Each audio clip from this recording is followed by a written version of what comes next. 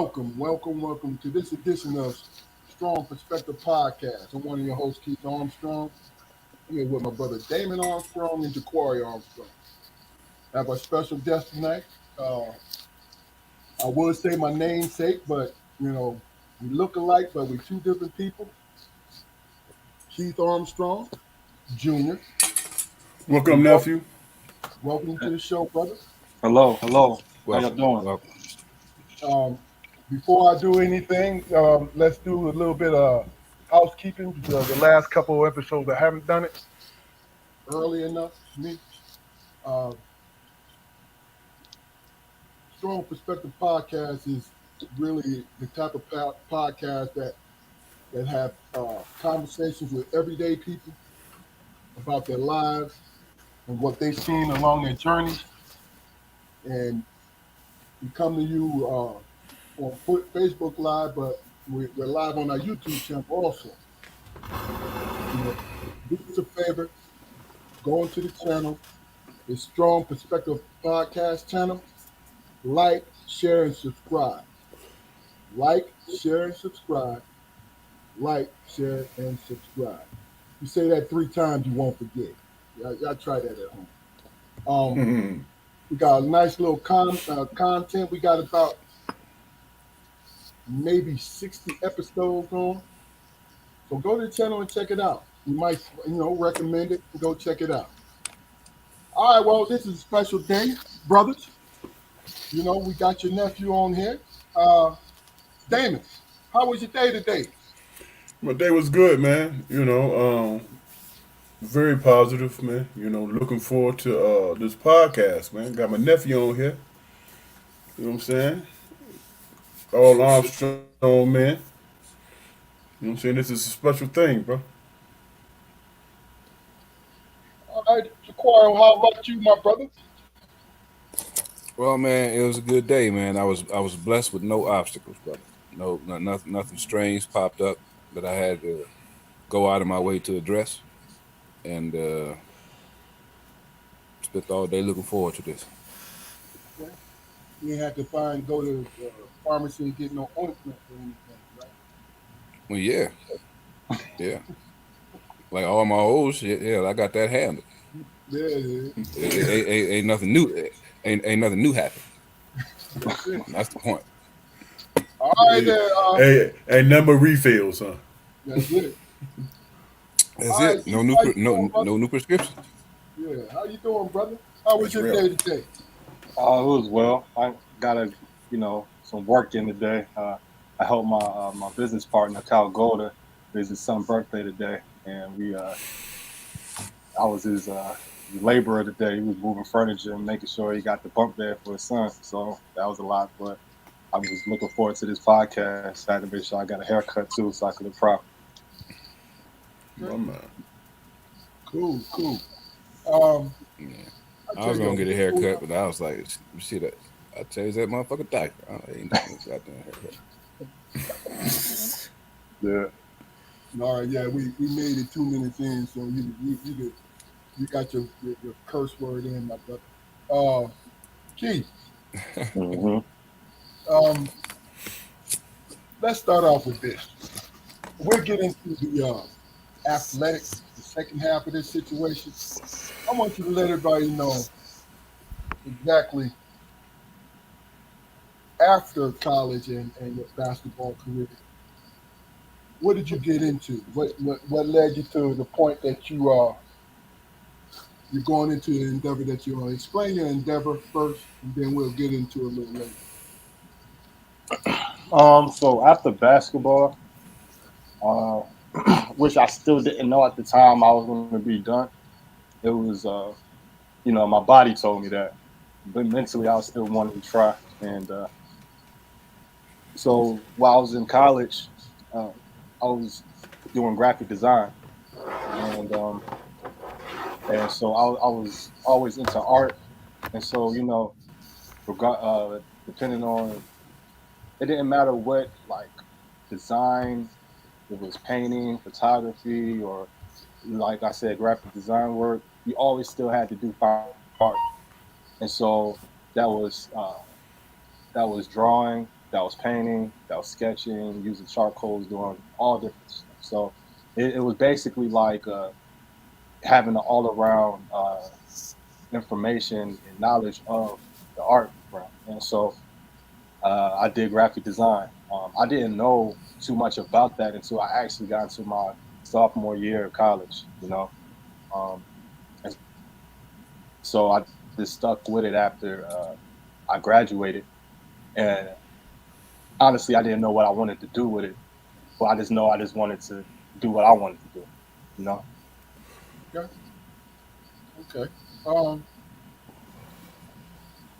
why don't we do this? Because it's interesting that you always he's always been a artistically minded person, if I can put that together, and he also always walked to his own beat of his own drum. So Sometimes it's they, house music, sometimes it's go go, sometimes it's rap music, and sometimes it's damn opera. But go into when you first got your laptop. Where were you, and what really sparked you into your whole mission? You were in Italy at the time.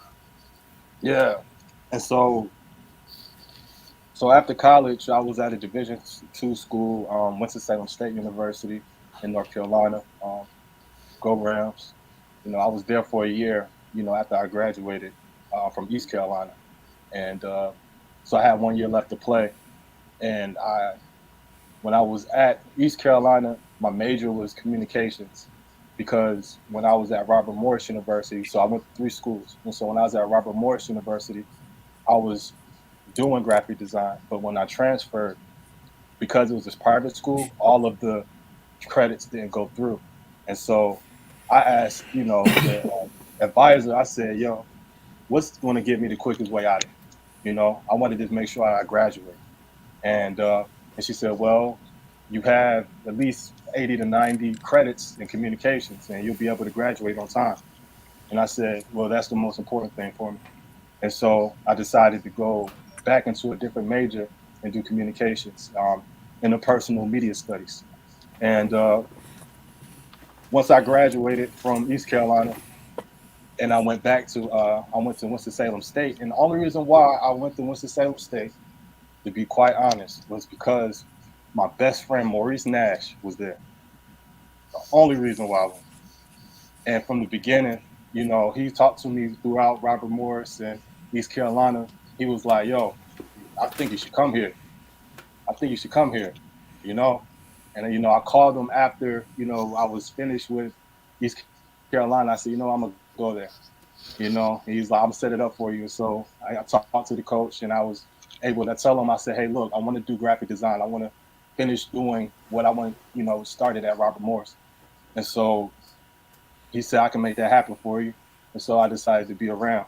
And after I graduated from there, and I got familiar with the major, my mom, shout out moms, she got me a laptop, and I didn't use it until after. It was crazy because I didn't use the laptop until after I got a deal to go to Italy. And it wasn't because I didn't want to use it. I just was so focused on basketball and just wanted to, try to attempt to get overseas. And so once I got acclimated and I was, I had I was grounded in Italy. I was in Salerno, that's southern Italy.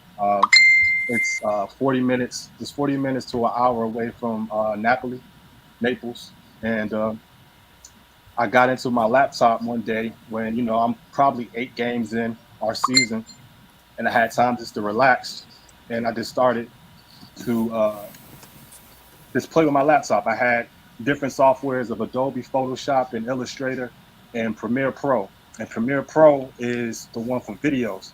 And while I was out there, you know, uh, the guys weren't really giving me film, and so I said, you know what, I'm gonna try to make my own film.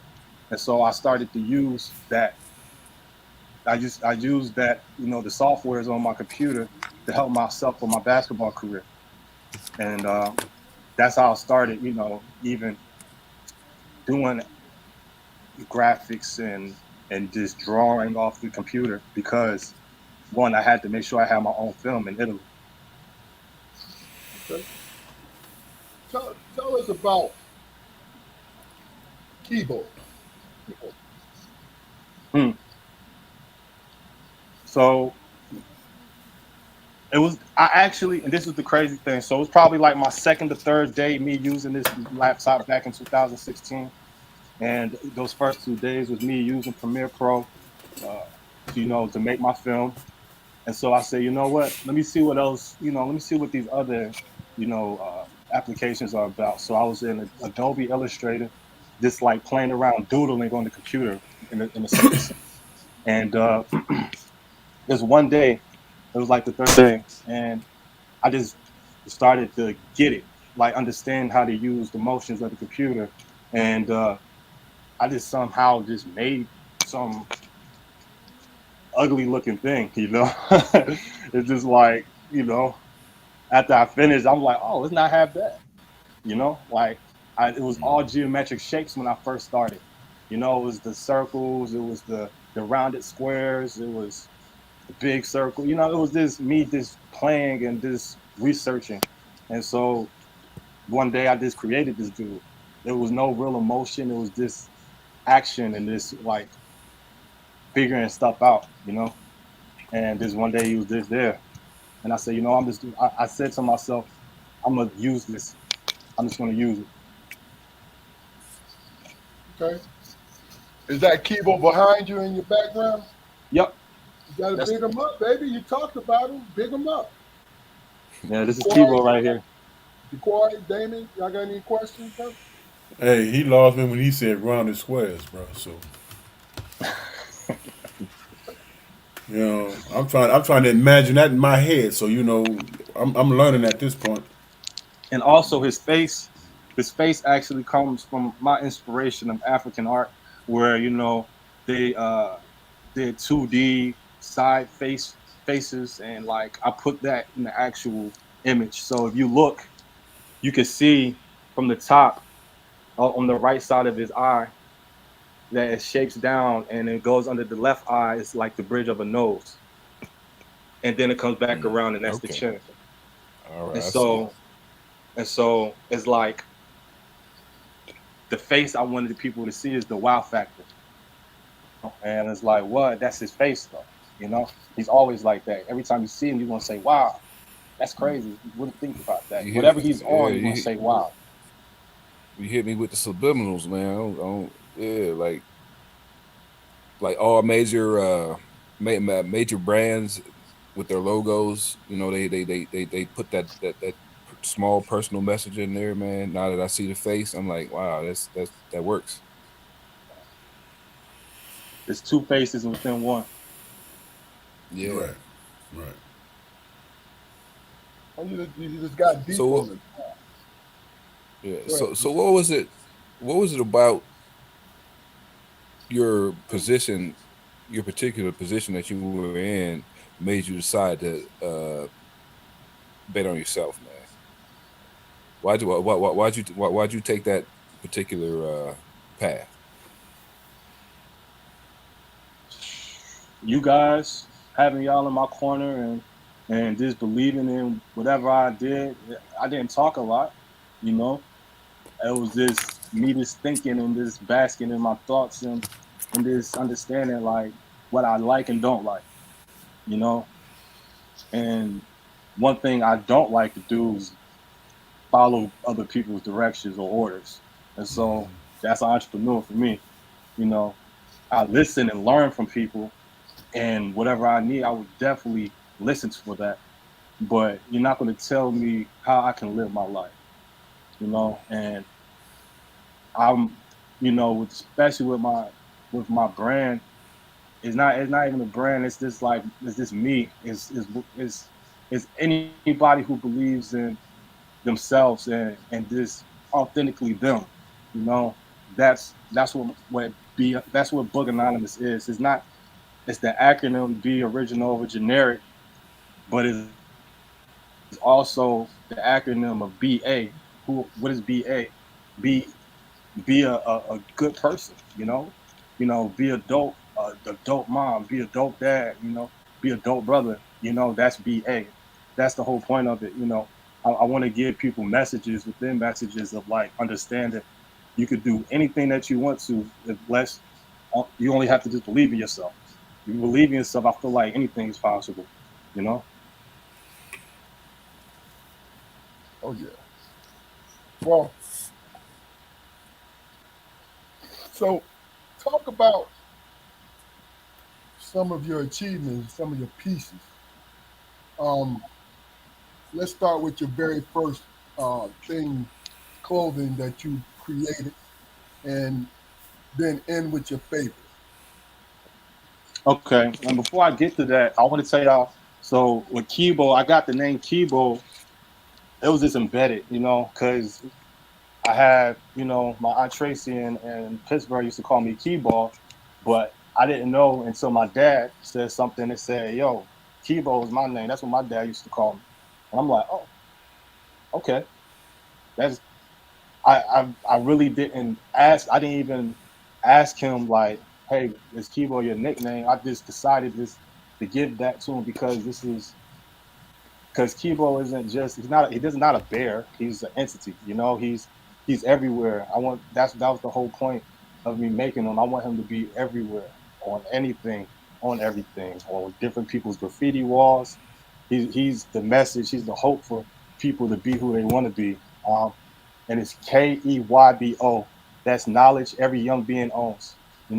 From a young age, everybody they want to be. When they ask in school, "What do you want to be when you grow up?" Doctor, astronaut, fighter, fighter. I'm like myself, of me. It Artiste. wasn't.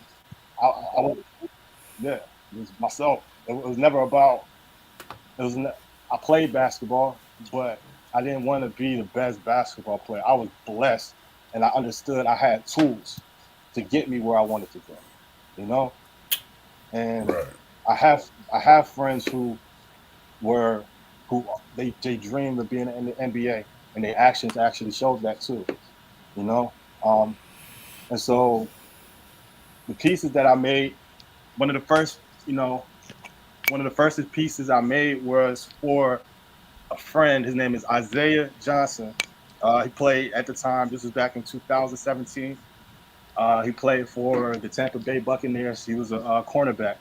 Uh, I met him in Miami because the only reason why I went to Miami because it was my friend's birthday, and he asked me to come along with him. He gave me a call. He's like, "Hey, look, bro, you want to come down to Miami?" I'm like, "Ah." He said, "Bro, don't worry about it. Just come down with me. It's my birthday, please." I said, "Absolutely." And so me doing that, and it put me in a position to. I'm like, okay, I have no reason to come down here, but I'm gonna make a reason. You know, yes, it's my friend's birthday, but just because you can say no to people, but it was I felt like I needed to go, and so I ended up meeting Isaiah. He was in our group. Didn't know he played football or anything. I was like, "Hey, look, bro, I make clothes and I'd love to lace you." He's from Raleigh. He said, "Absolutely." And so as soon as we got back, we made it happen, and that was the start of it. And it was the start of me understanding that, hey, I can create my own, uh, like my own art spaces. You know what I mean? So like making a home, like a homemade studio, having a white backdrop. You could bring it in, put it in your house in the living room, have the lights, and have a great camera. My friend Big Ant, call him Ant Bear. He definitely he came through, and he's been. I met him at East Carolina, and so it was really about who I knew to help me get this objective done. You know, and that was my first big piece with a guy who was in the NFL. And I thought I'm like, whoa, if I can do it like this, what else can I do? You know, and One of my favorites was is this lady from France. Her name is Closey. Um, she's a DJ, electric dance music DJ. I met her probably a year ago, like today. There was a concert in Raleigh. Me and my business partner, we went out there, and this is when like me and Kyle were like on 3 months together. You know, just being around each other, just understanding like what's going on, what we want to do. And I'm like, look, I got these clothes, man. You might as well just see if we can get them out to people. And she was one of the first people from that collection that I made. I put a lot of time into that collection, put thousands of dollars into it, you know, and she loved it. And I was like, okay. She literally just finished doing a 2,000 attendance show, killing it. And I, me and Kyle went through the back, and our friend Lex was there who helped us drive or whatever. I gave it to her. I'm like, I don't even know if she's gonna like it. I don't even know if she's gonna come back and say thank you. She ran out and said, "Oh my God, I love this," And that was like the relationship that I'm like, okay, if you love what I do, I can make something else for you too that you like. You know what I mean? It's like, yeah, you love this, cool. I'm glad that you love it, but now let's make something that you like that you know you're gonna wear. And so probably 6 months later, we end up doing a nice tank top for her. I gave it to her at the show. This show was probably like 8,000 people. I'm like, here you go. And she actually put it on that night and wore it. I was like, oh my God. I said, whoa, that's crazy. I didn't expect her and I didn't ask her to do that. She did that because she believed in what I was doing, Right. and that was the main that's that feeling right there always stuck with me. You know what I mean? Okay, well, I have a couple more questions, but let me just do this. Usually on our podcast, we acknowledge everybody in the comments. So, what's up? What's going on, Eric? Good to see you. Larry What's up, bro? Stewart, homeboy, what's going on? What's up, Cousin David, how you doing, brother? Redenbacher? Mm-hmm. Listen, your mama's on, Keith, and she says Hey, hello. And she said, don't forget to talk about you being an anime junkie. Said, don't yeah, forget about that. You know, absolutely. Oh my um, goodness, I actually but got look, yeah, yeah. n- Nah, and well, that's definitely inspiration too, because I'm I can tell you this part of it because I did take that out, Mom. Thank you for reminding me. Um, Anime was a huge part of that. The first thing I don't think y'all know this. The first time I seen an anime was at my grandmother's house in Ipsy, and I watched Fist of the North Star.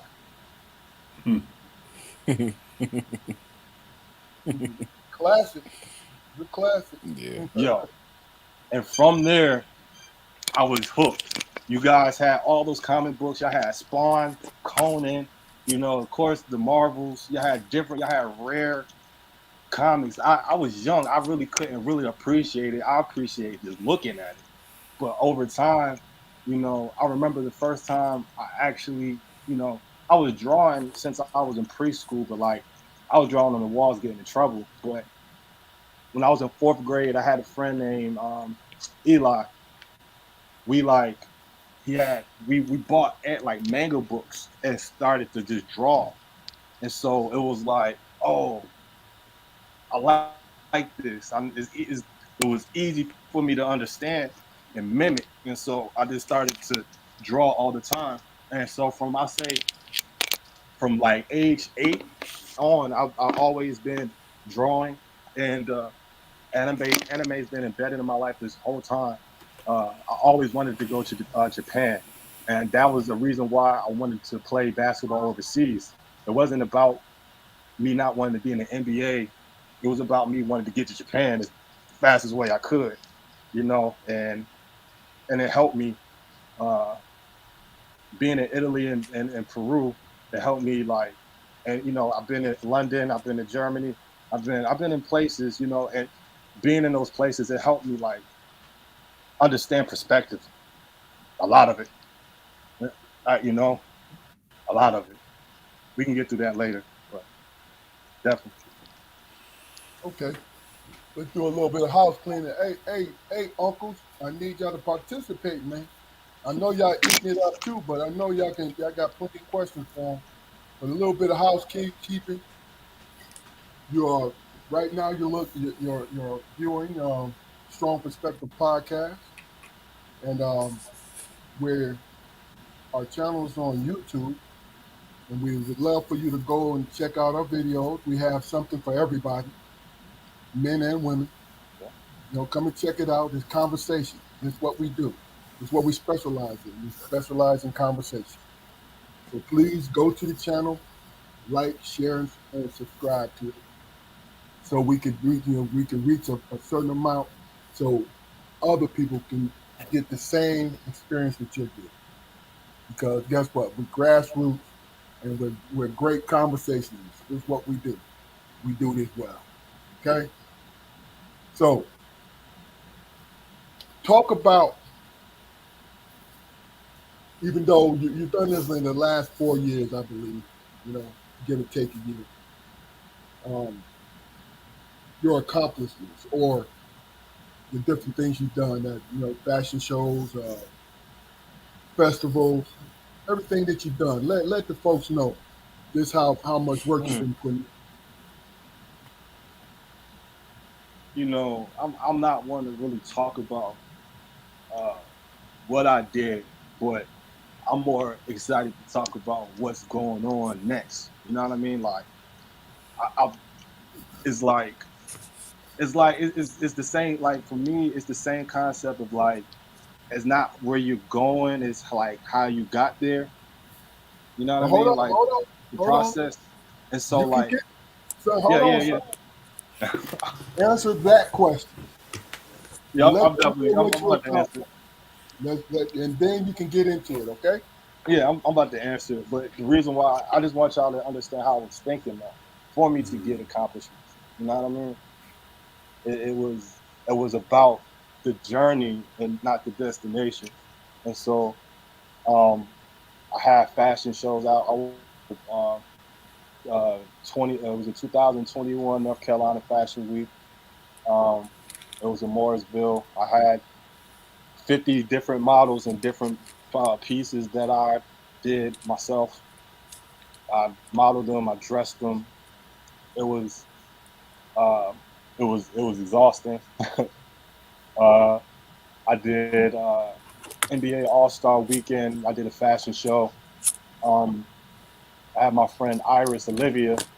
She I knew her from high school. She went to a different high school, but I reached out to her because I knew she was a model. She was in fashion, and I asked her because she was at the time, because like I said, it was during NBA All Star Weekend. It was in Charlotte, and so I asked her to help me, and she was more than willing to help me. And so it made it easier to get the mindset of the models to how I want to move, and what they have on to fill, and and the pieces. And so did North Carolina Fashion Week. Was it North Carolina Fashion Week? Uh, I actually did an event in Alaska this year. This past September, I was in Kenai Peninsula. Uh, it was the festival was called It's a Sacred Acre Music Festival. Um, this is where Closey was at, and we had Opio, LS Dream. We had friends from North Carolina like Dreadlock, Froggy P, other friends of McDavie, Conglo. These people who didn't have the opportunity, but me and Kyle, my friend, my business partner, put and involved and got our friends involved with this. It wasn't more of a business; it was business and family. Making sure that people got the opportunity to see the world and put them on the spotlight. That was a lot. That's a lot about what I like to do. Even with Iris. After that, the craziest thing, the next thing I know, she calls me. She's like, "Hey, Keith, don't tell anybody at that time, but I'm gonna be a part of a TV show. You know what I mean? And she was, and she got famous off of that. You know, she was in the public eye off of that, and it was dope. I'm like, man, it's like really there. It's possible for anybody to do what they want to do and go out there and get it. Um, I, there's so many things, you know. I'm just grateful and I'm just appreciative to do what I like to do. You know, Yeah. you know, my dad, he was in law enforcement. You know, but I know he didn't want to do that. He had to make sure that we were okay. You know, and he put me in a position to do what I wanted to do. You know what I mean? And so it's deeper than what you know a lot of people do. And uh, we have so much in store. You know, we have new drops coming and working with new artists. And it's just exciting. I'm just here to execute. You know, I'm just really here to execute and just have it here. Because at the end of the day, once it's out, it's gonna be out. You know. How strange? Well, strange is not the word. How different is the EDM music scene compared to what you're used to, and how difficult or easy was it for you to get used to it? Um, Everybody has their own way of following rules, and regardless if you're new or not, you got to know the rules.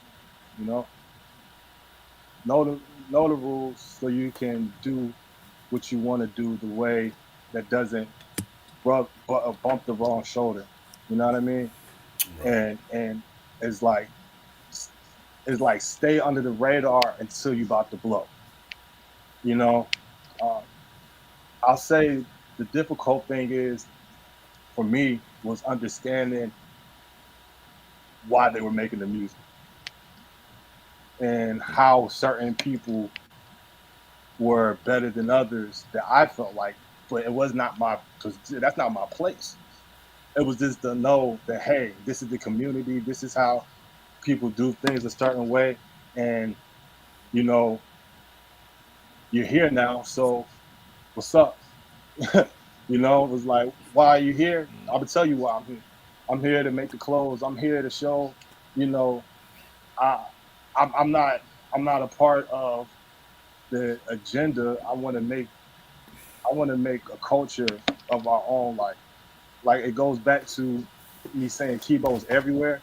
Kibo is going to be a part of EDM, hip hop, classical music, whatever Latina reggae song. You know, doesn't matter where he's at. Is the fact that we are welcome. You know, because we do things the right way. Hmm. Part of a movement, part of business, covering everything. You know, um,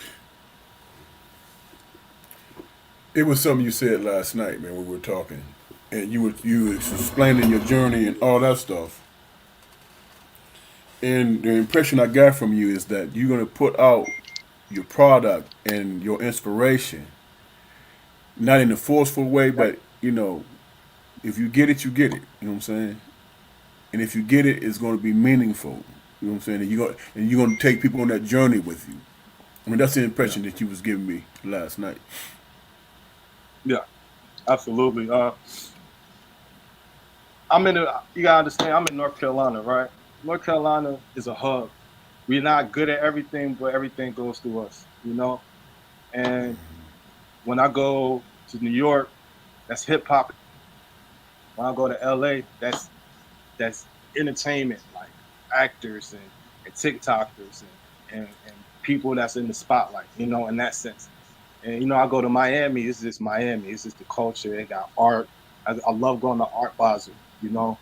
I want to continue to go to Art Basel because Art Basel, you can do that's like Art Basel is like what Boog Anonymous wants to be, where international people come in, do hip hop, do singing EDMs, do reggaeton, do art, painting, visuals, you know, sculptures, all of that. is all part of it. That's all art to me. Like I wanted to emphasize art. It was never about clothes. It was about, oh, this is a piece of art. This is dope. Like I've never seen anything like this. This is crazy. When I put this on, you're gonna know, oh, I feel good about myself. Like that was always my goal to put that narrative and that feeling inside of anything that we created with Boog Anonymous. Okay. All right. Well, look. Why don't we do this? You shout out. I posted your IG on YouTube and everything, Facebook, everything. Why don't you go ahead and say it out loud so people can hear where they can find you? Okay. Boog Anonymous. BoogAnonymous.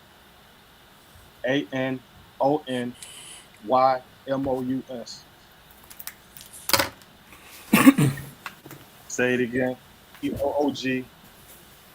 And That's that's your on Instagram. That's on Facebook. That's on Twitter. That's .com as well. Uh, we also have our community page. It's called Keybo and Friends, and that's KeyboAndFriends.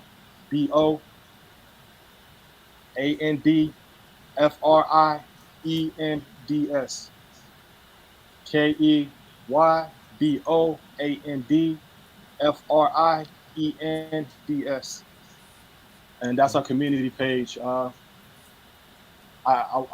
want to post more on my community page, but I've just been focusing on just making sure that Boog Anonymous itself is running on its own, so I can focus more on the community page and give out giveaways and do all that stuff for the people who've been supporting. It's really about the people that who support me and understand that the more I could do and the more that you guys support me, the more I can give that love back, man. That's all I really want to do. It's not about me getting money and being rich. It's about making sure that people understand it's the movement. Like understand that we're here to have generational wealth, man. Like through resources, through opportunities. Because I put a lot of my friends on. That's my main thing. I want to help everybody that I can. If you're my friend and you do me right, I'm gonna make sure that you as well you get taken care of, man. To the best of my ability. You know. okay. So the website is screening across the bottom of the it's scrolling across the bottom of the screen, Mm-hmm. and if folks go there, they can see what's available. Yes. We're always putting new stuff up there all the time. Um, the easiest way to see our products is go to the hamburger that's on the corner of it, of the screen, and if you're on your phone in the mobile app, this will be a little hamburger. It's the three lines. You press that, and it will have art collections, and you go to the collections, and at the collections of the clothing. Okay. Anything else you want to say about your passion and your business before we move to the sports part of this program? Um, honestly, like I put a lot. It's a lot of work. I just want people to know. I have my little cousin. He has his own brand. It's called Stardust. Judah, Judah Logan, man. That's my guy right there. He, he's doing it, and he's just going out there, just getting it. He's like 21, and the main thing I tell him is like, look, you get your resources. Know what's know different methods. Understand what to print, what not to print. Understand what to print on and not to print on. Is this really understanding? You know, just understanding your craft as much as possible. I talked to my other cousin, my older cousin David. You know, understand. We talk about resources, sharing resources. That's the main thing. Having your family who are in the same fields as you and being able to share the information, like I came from basketball into going into the art world and being a fashion designer and being a graphic designer. And so I'll say that I utilize my resource of basketball and putting it into my art, my art and my fashion. And so, you know, I'm just really here to say that it's like it's really here. It's possible, to keep on looking out for me, keep on supporting. We're going to make sure that I give you the best quality and everything from our art pieces and to our clothing pieces. Okay. Okay. Well, I'm biased, so I say that the young man is very talented, and you get a chance to give him a look and go check it out. Um, Damon, um, and Jaquari, do you have anything before we move on? I think that, man, for me, man, I'm very impressed at the maturity level, man. I mean, it's thought out and it's lived. It's like a spiritual journey for you. You know what I'm saying? From what I'm picking up. That's why I'm listening. You know what I'm saying? Instead of talking, I'm listening because there's a lot of things that I'm learning, you know, from my nephew. And I'm very impressed by his maturity, man, and how he thinks it out. You know what I'm saying? And he goes at it his own way, you know. And a lot of people don't do that, man. They don't trust themselves on that level. You know what I'm saying? It's so you building something. You know, I got the same vibe from David. You know what I'm saying? Y'all two very mature young men. You know, y'all about your business. You know, and that's a beautiful thing, man. We haven't even got into your experience, man, your life experience, because you've done a lot. Yeah. You've And done a lot, and you've lived a lot, man. and So I'm interested in hearing that. yeah, Jaquari. yeah. Yeah, how hard is it not to be influenced by the things you see every day? I mean, just banking on your own creativity. It actually, let me tell you this: depression.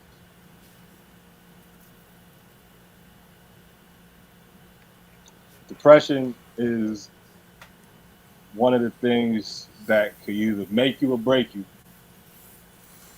and it's a ongoing battle, you know. And I just know that's it. I, Instagram is something that only glorified the good, you know. And even me talking now, it seems like everything was good, but that was not the case, you know. It was it was real, it was struggle, you know. Like I said, I was a basketball player my almost more than my whole life right now. These last 5 years, I stopped playing and retired from basketball at 25, and I'm 30 right now, you know.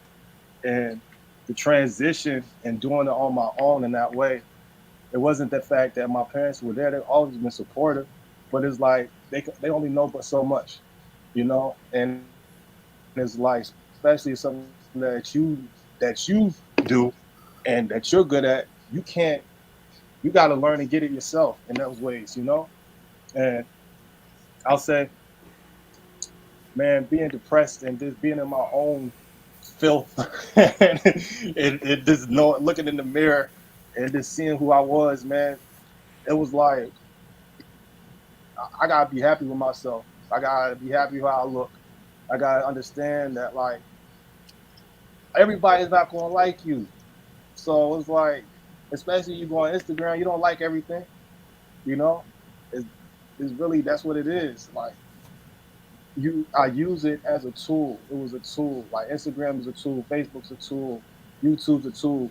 This platform here is a tool for people to have better conversations and get to know themselves and understand that other people struggle too. And but the main thing for me is fighting that and understanding who you are, you know?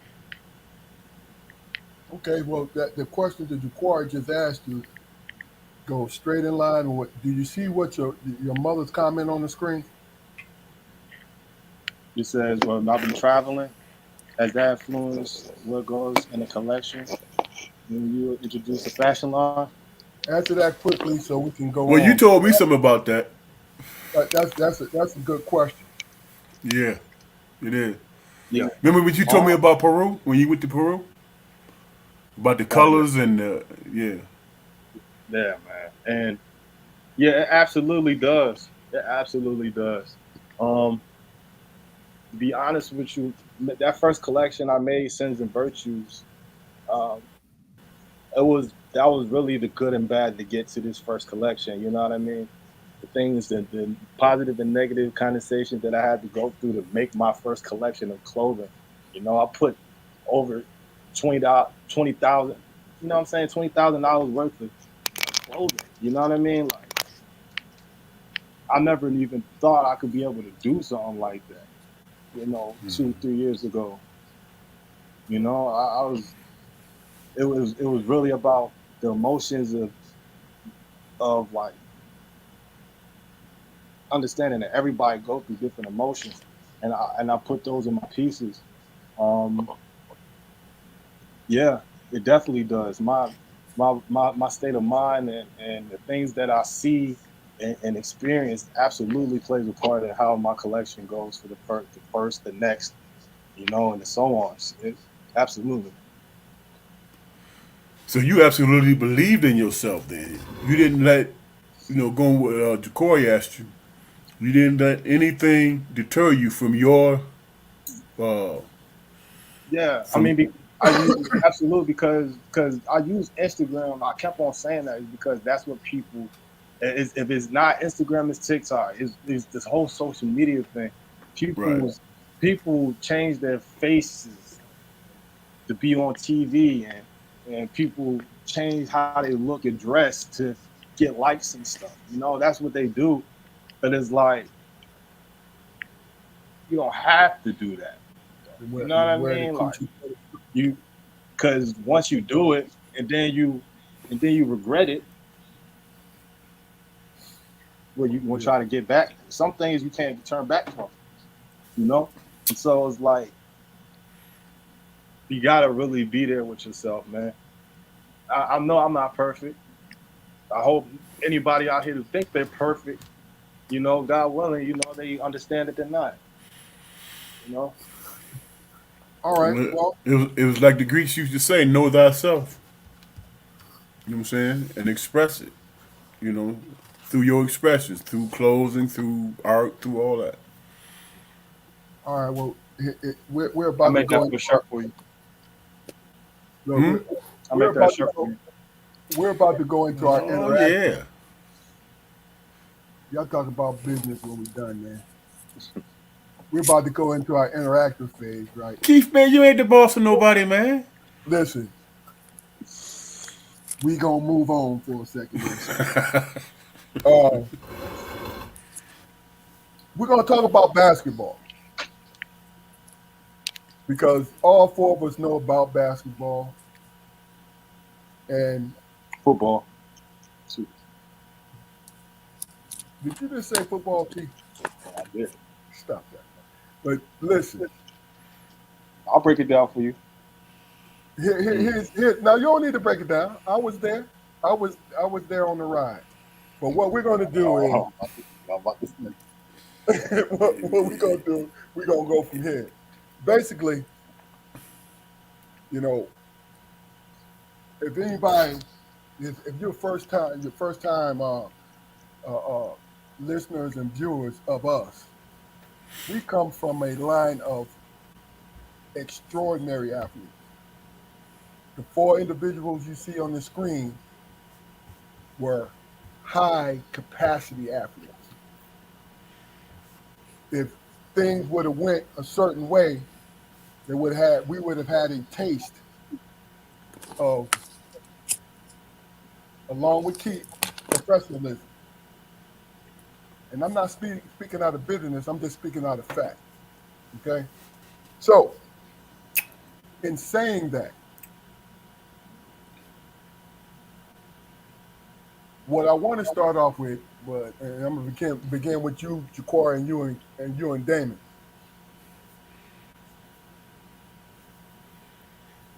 what you witnessed of Keith's basketball journey, what did you pick up from it? What was your impression of it? Little or a lot? What do you think? We'll start with you, Jaquari. I mean, it was his journey, man. But it was definitely, what I seen to be an evolution of probably some of the things he'd heard, from all of us over the years. I mean, he put a lot of stuff into practice, man. I mean, I had dreams about having an independent nature, but uh,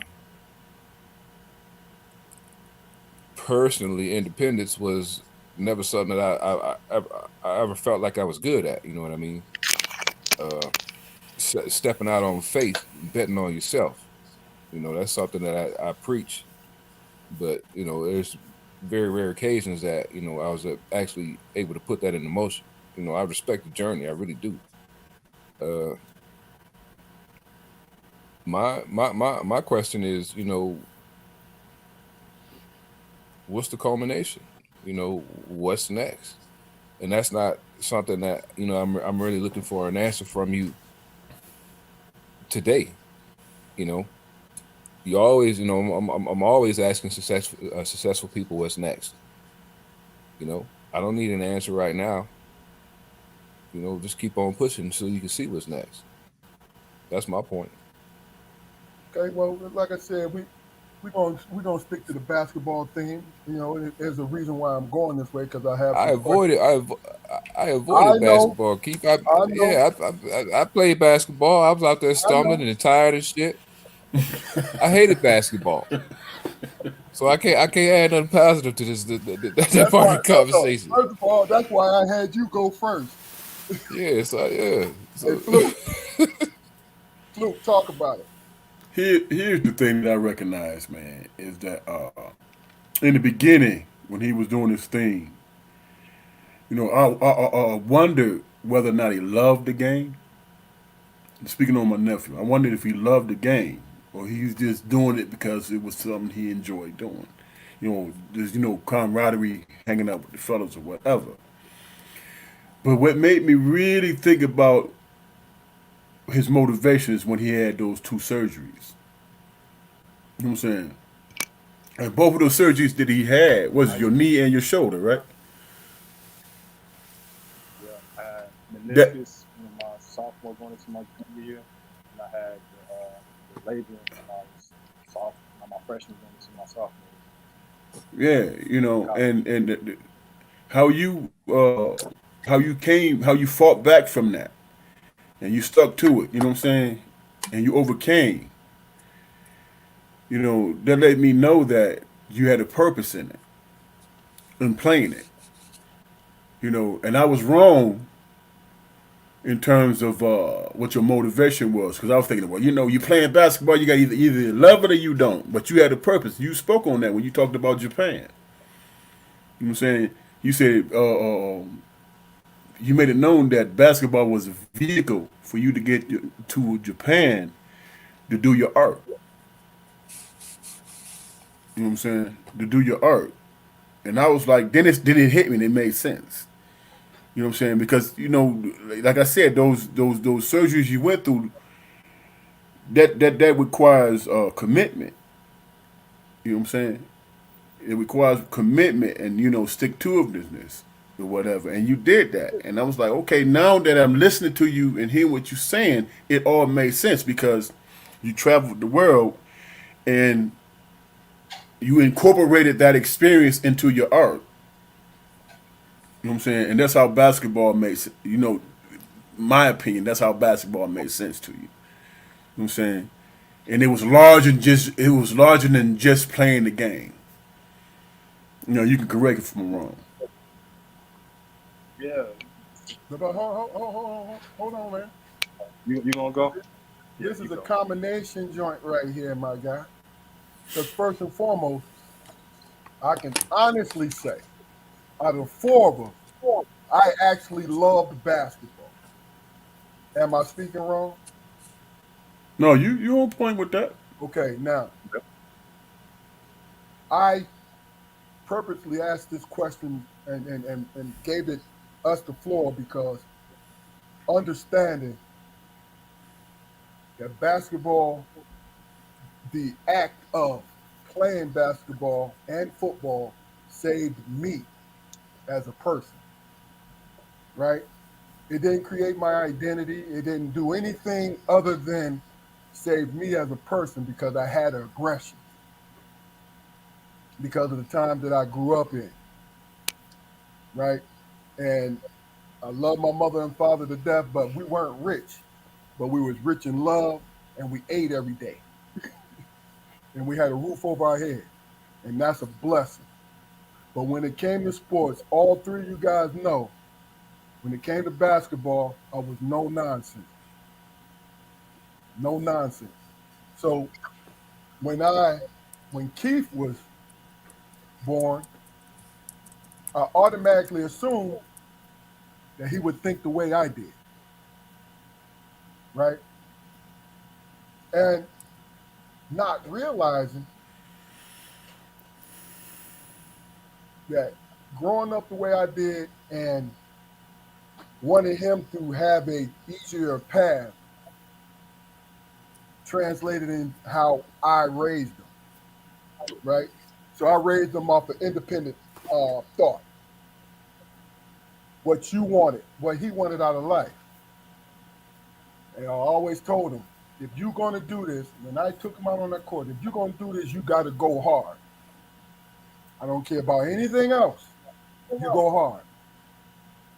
Mostly because I knew the act of going hard would translate in every other part of his life. Going hard on that floor, not for the cheers, not for the adulations, right? It's for the simple fact that you're training yourself. Sports, what sports does is it don't create your character. It don't create you as a human being. What it does is it chisels your resolve. It chisels you into what you will become, what your personality already is, right? So to answer the question, I saw I saw my son as somebody who was built to be a monster, built to be a monster. Yeah, yeah, he was that. Yeah, Definitely. and Definitely. would Like show like a it, locomotive, like a would, locomotive. would show it when he wanted to show it. But what I had to realize was he needed to show it. The only time that he would do it is when he felt he needed to. I always, because I love the game, I always felt like I needed to show it. So when I realized that me and my son are two different people, is when I changed my whole thing. So you tell them, Keith, the only time you heard me on the basketball court was when.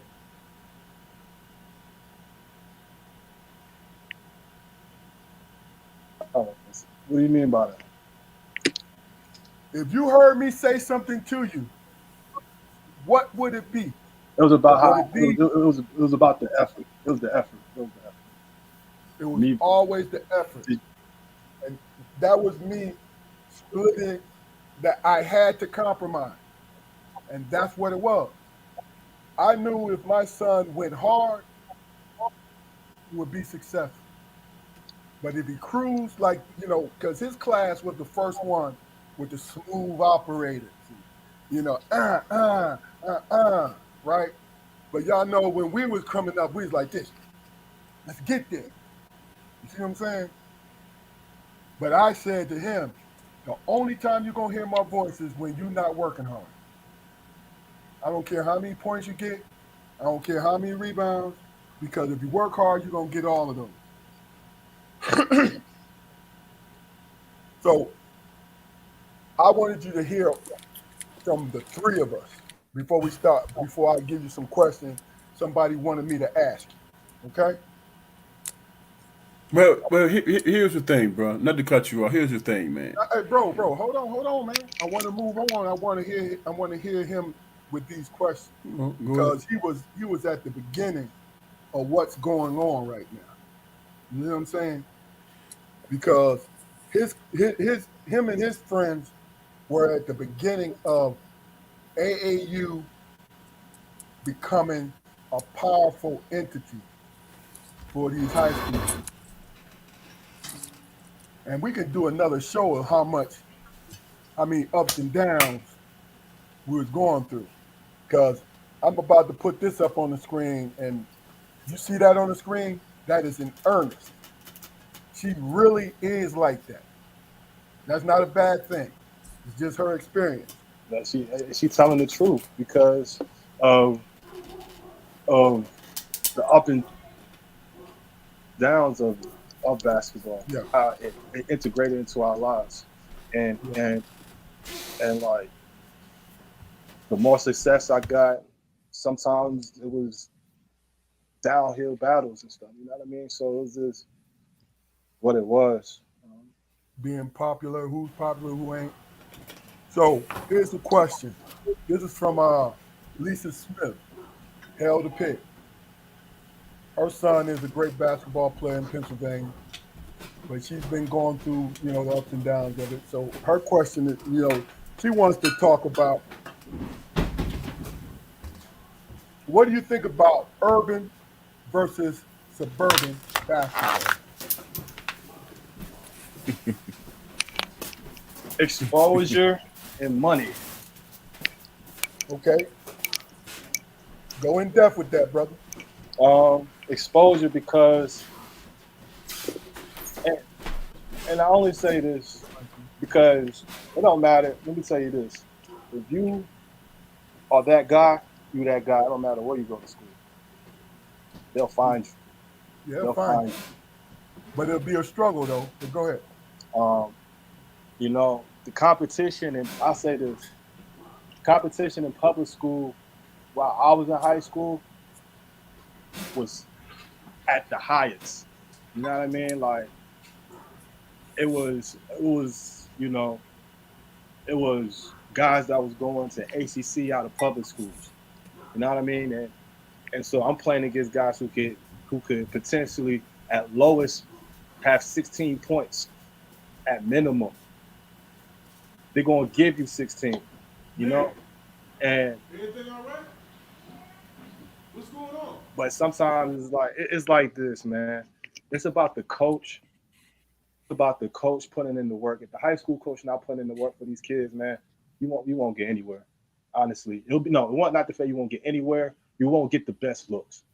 You know, I was for me, I was in high school, and it was my senior year.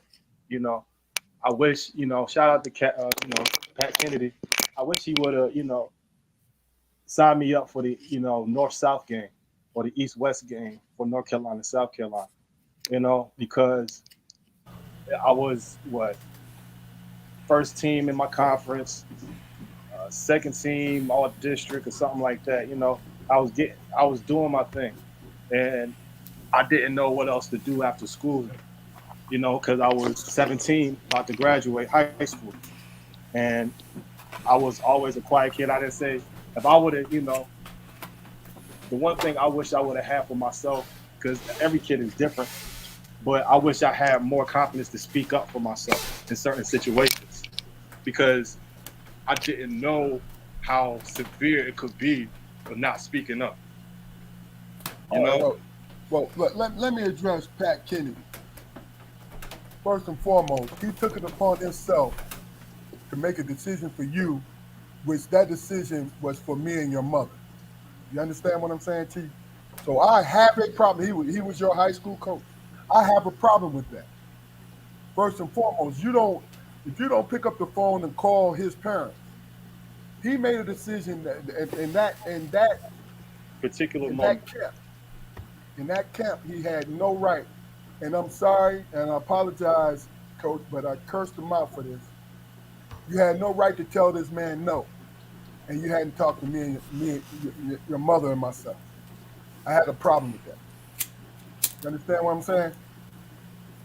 Yeah. But I think AAU, starting with your class, AAU, because they did not allow coaches. They didn't allow college coaches around your senior year. Didn't allow college coaches to come to the games as much as they wanted to. So what did they do? It took the powers out of the hands of the high school coaches and put it in the hands of the AAU coaches, because you could call an AAU coach travel ball coach anytime you want to. And if he's not, and what he, not all of them, because there are some sincere guys out there. If they not about the kid, they only about their own, you know, fame. They gonna make choices they don't have no business making. So with that said, here's a question, Keith. But before Okay, I'm gonna before we let get you. off this I'm gonna, question, I'm gonna, I'm no, gonna, it's I'm just gonna real let you. quick. Hold on. I'm gonna let you answer, but I'm gonna give you the question. Then you go into this next question because Okay. this is designed for you.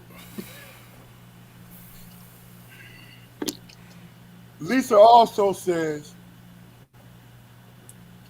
"Can you please address the reclassification of a child?"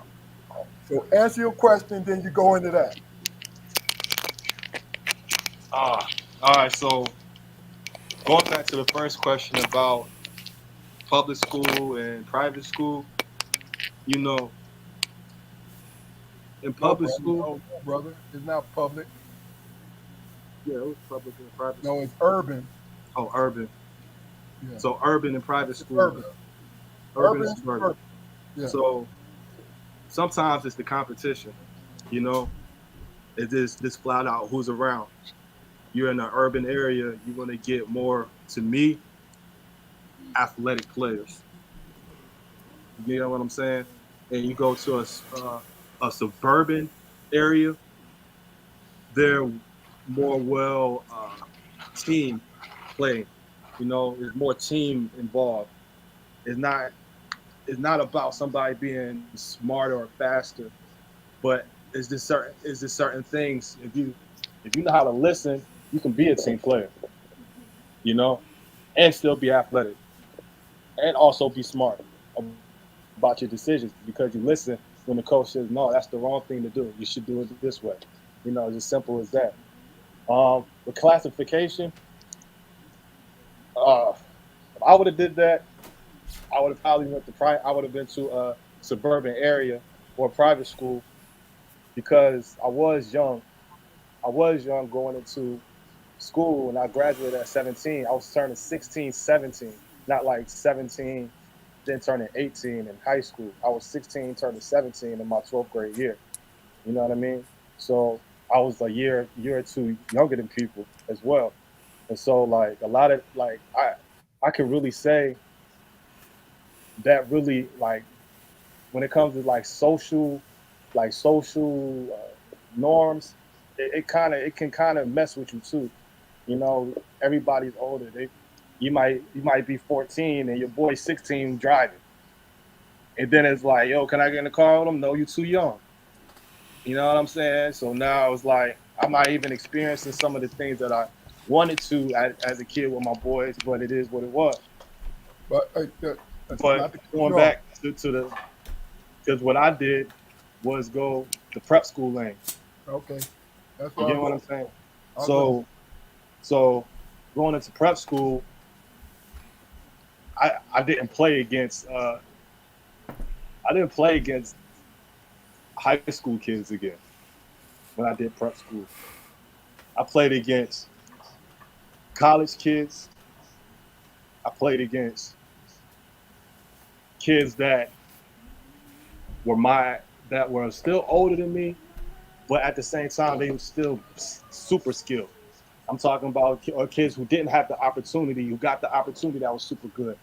See, I was prep school for me. I went to a military prep school too. It's called Fishburne Military School. You know, yo, my coach, love that dude, man. Coach Huck, he kept it real, but he loved the guys. You know what I mean? He made sure he was there for them kids. You know, he made sure, look, get to school, get to class. It's right there. You know, no excuses. You know, but at the same time, he let us do our thing on the court. It was no limitation to how we played, because what you did at that prep school was going to, get you these. He said, look, you want to go D1? That's fine. We're going to get you there. You do the work. You know what I mean? It's not about what he actually made us go through. It was about what my dad said before, the effort. Where I have the platform to get you somewhere. It's all depending on how far you take it. You dig what I'm saying? It was about that, and he gave us responsibility as well. So Coach Huck was a dear remembrance of mine. And also, I want to say shout out to my coach, Coach Paul Gripper, who passed away. Let me tell you, um, I Uncle probably, P. I'm gonna tell you right now, I probably played on the best AAU team in 14 history. We was probably the best team in AAU history, and I would wish somebody would say otherwise. You know, you can send this to anybody anywhere. My team, the Reebok All Stars, who was it? The Urban Reebok All Stars was the best RBK. 14U 14U AAU team that ever played on United States ground. Is guaranteed. We lost 3 games, and it No, was you were against 80. kids. You were 89. In your age group, you was 89-1. And the other Exactly. two games you lost, y'all was in the 18 and 19 tournament. And we're 14 years old. Yep. Do you, Yep. like the 3 games we lost with kids who were 17 and 18 years old, and we're 14 and 13. I'm gonna share a story with you real quick. We was down in Orlando for the AAU Nationals, right? Favorite team, everybody. Keith them lost on a half court shot. To an NBA guy, He's playing in the NBA to this day. One of Horace Grant's. Horace Yeah. Grant's nephews hit a half court shot to beat him, to beat them. This how good. This is how good that eighth grade team was. You know what I mean? So Keith has had a great experience, man. This is why I need Tell him him to speak on it and more. tell him about that game. Can you tell him about the game and the environment and who was Oh, around and yeah, what? people were so afraid of this team because these is all Philly, New Jersey cats. This is what they come, they go hard. I love the Philadelphia area because it reminds me of the crib. They go hard. There's Shout no, out. that's why me keeping his mother was driving up and down the East Coast and sending him to Vegas just to play with these guys. And Michael Kidd Gilchrist was one of the main guys on the team. And we were driving up and down. And when they hit that shot, it was like we was in the Final Four, and the number one team in the country was upset. They stormed the court. I was so mad. They stormed a I 14 and wanted to under. swing. You storming. You don't have nothing. You don't have no dog in this fight. But Keith Nim was so dominant that other teams was rooting against them, and they stormed the court. But see, that right there was a good experience for him because he understood the success of it. You know what I And this mean? is the thing about it. That was the only game we lost, and we won every rest of the game, and we Yeah. placed eighth in the country. You get what I'm saying? That one game Yep. turned that. Would We were look, they that would have good. won it. They That was would have just the won it. fate. They would have won it. Yeah, it was. But It a was the half fate. court It shot. was, it was just fate. Like, you can't fight fate, and that was my main thing about it because I was just appreciative of having Joey, Devin, Jalen, Aaron, Mike, you know, Trevor, you know, Malik, all these guys that was on my team, bro. Like because we all believed in each other. Lamont, you know what I'm saying? everybody who was with us at 14, like 13 and 14 years old, we understood that, look, we are the best kids in the country every time we play because Coach Gripper, Coach Paul, Uncle P told us so. He was, hey, look, no nonsense Philly cat, straight up and up, ready to I fight, remember, man. was ready to fight every, almost every tournament. I had to walk up there and like, yo, come on, bro, it ain't worth it. He said, yo, man, this is my plan. You know what I'm saying? Because Paul used to intimidate him. And when I say a good dude, man, when I say a good dude, he was a hell of a guy, man. He really was. Rest in peace to that brother. You know what I mean? All right, well, we're gonna move on a little bit, brother. Two questions. I got two questions for you. Um, Peter wants to know, is AAU necessary? What's your Nowadays, it is, but it's about your kid getting as much time as possible playing in that AAU circuit. If you're gonna play AAU, you make sure that that kid is playing. Because I played for some of the top AAU teams in North Carolina and Philadelphia, and it was like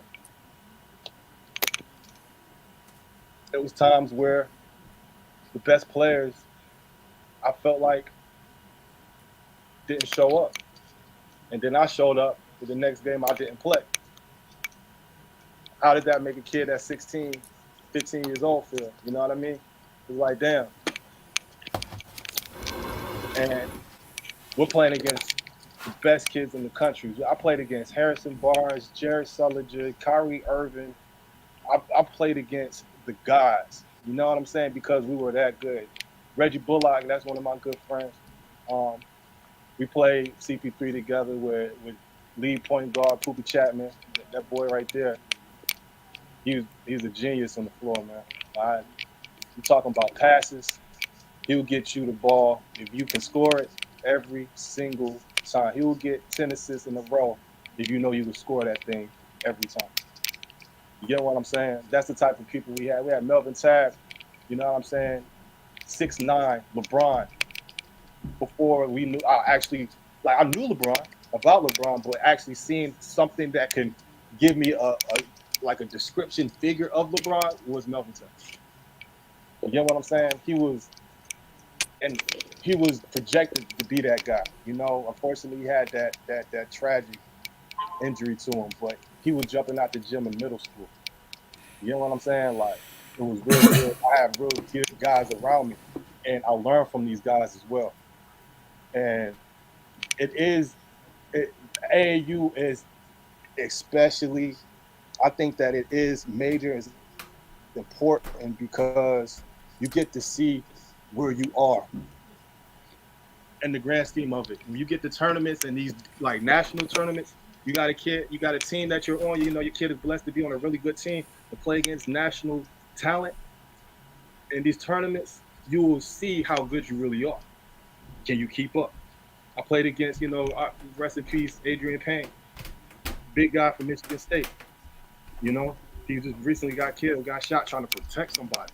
He's a good dude. When I first met him, we about to play against each other. We just changed in the bathroom. He's like, "What's up, bro?" I did. I'm like, "Yo, who are you?" You know what I'm saying? Because I'm like, "Yo, you big dude. You 7 foot." You know what I'm saying? Like, I'm young too, but I'm people. I've, I've ran across different people my whole life, and they do great things. And so it's like, if you see that, it's like, how can you not be great? If you're around greats, how can you not be great?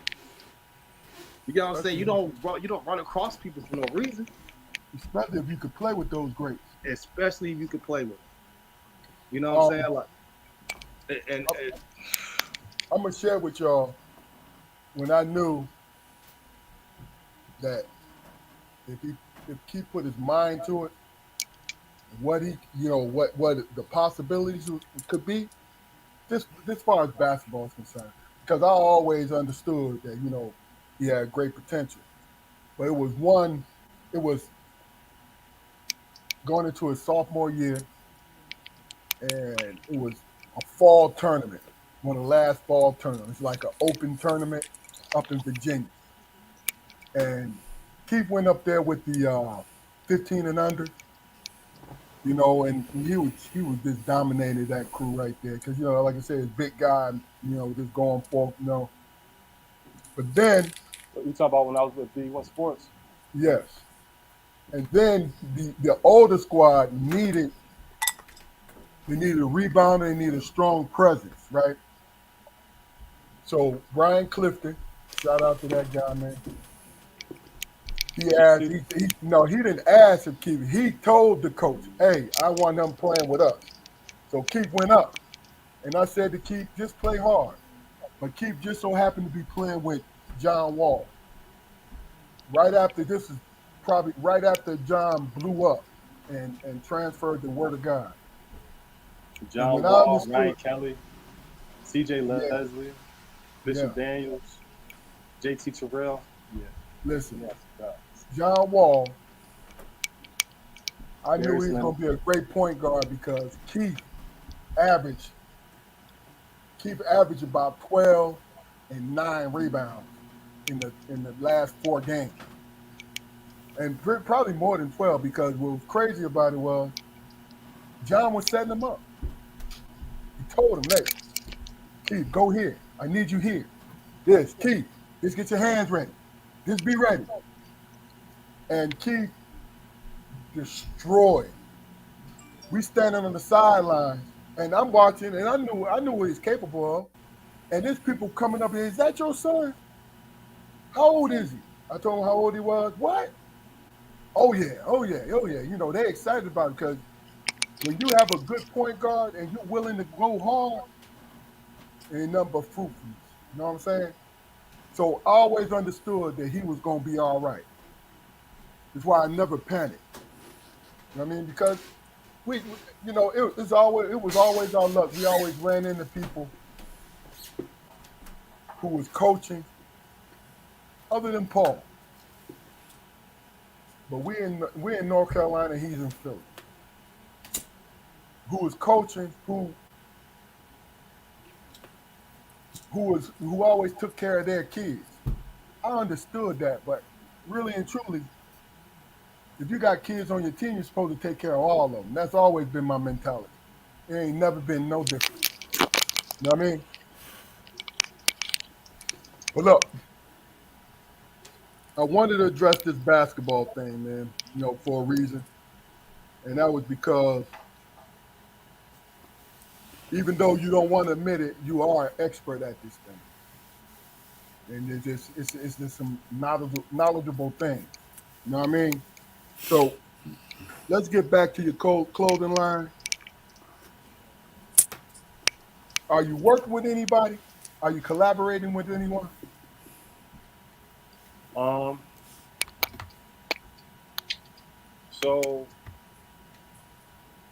right now, I'm heavy working with my my my friend, my brother.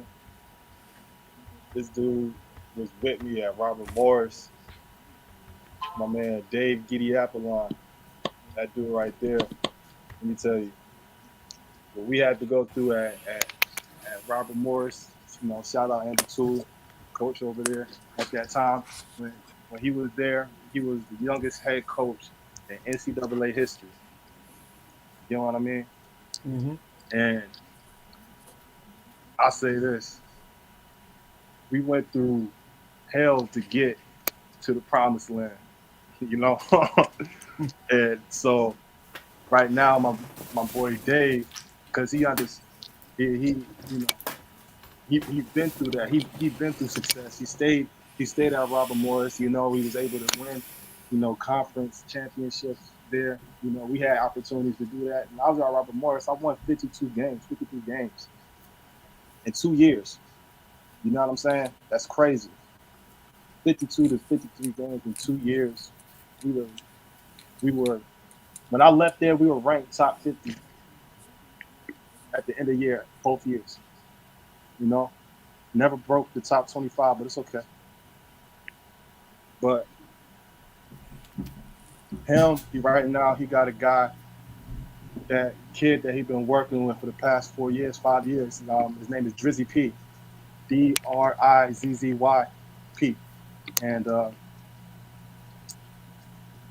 because me and Dave, I know because of what he's been through, he was able to get that kid opportunity to work with Lil Wayne and get signed with Young Money, Cash Money, you know, be a part of that.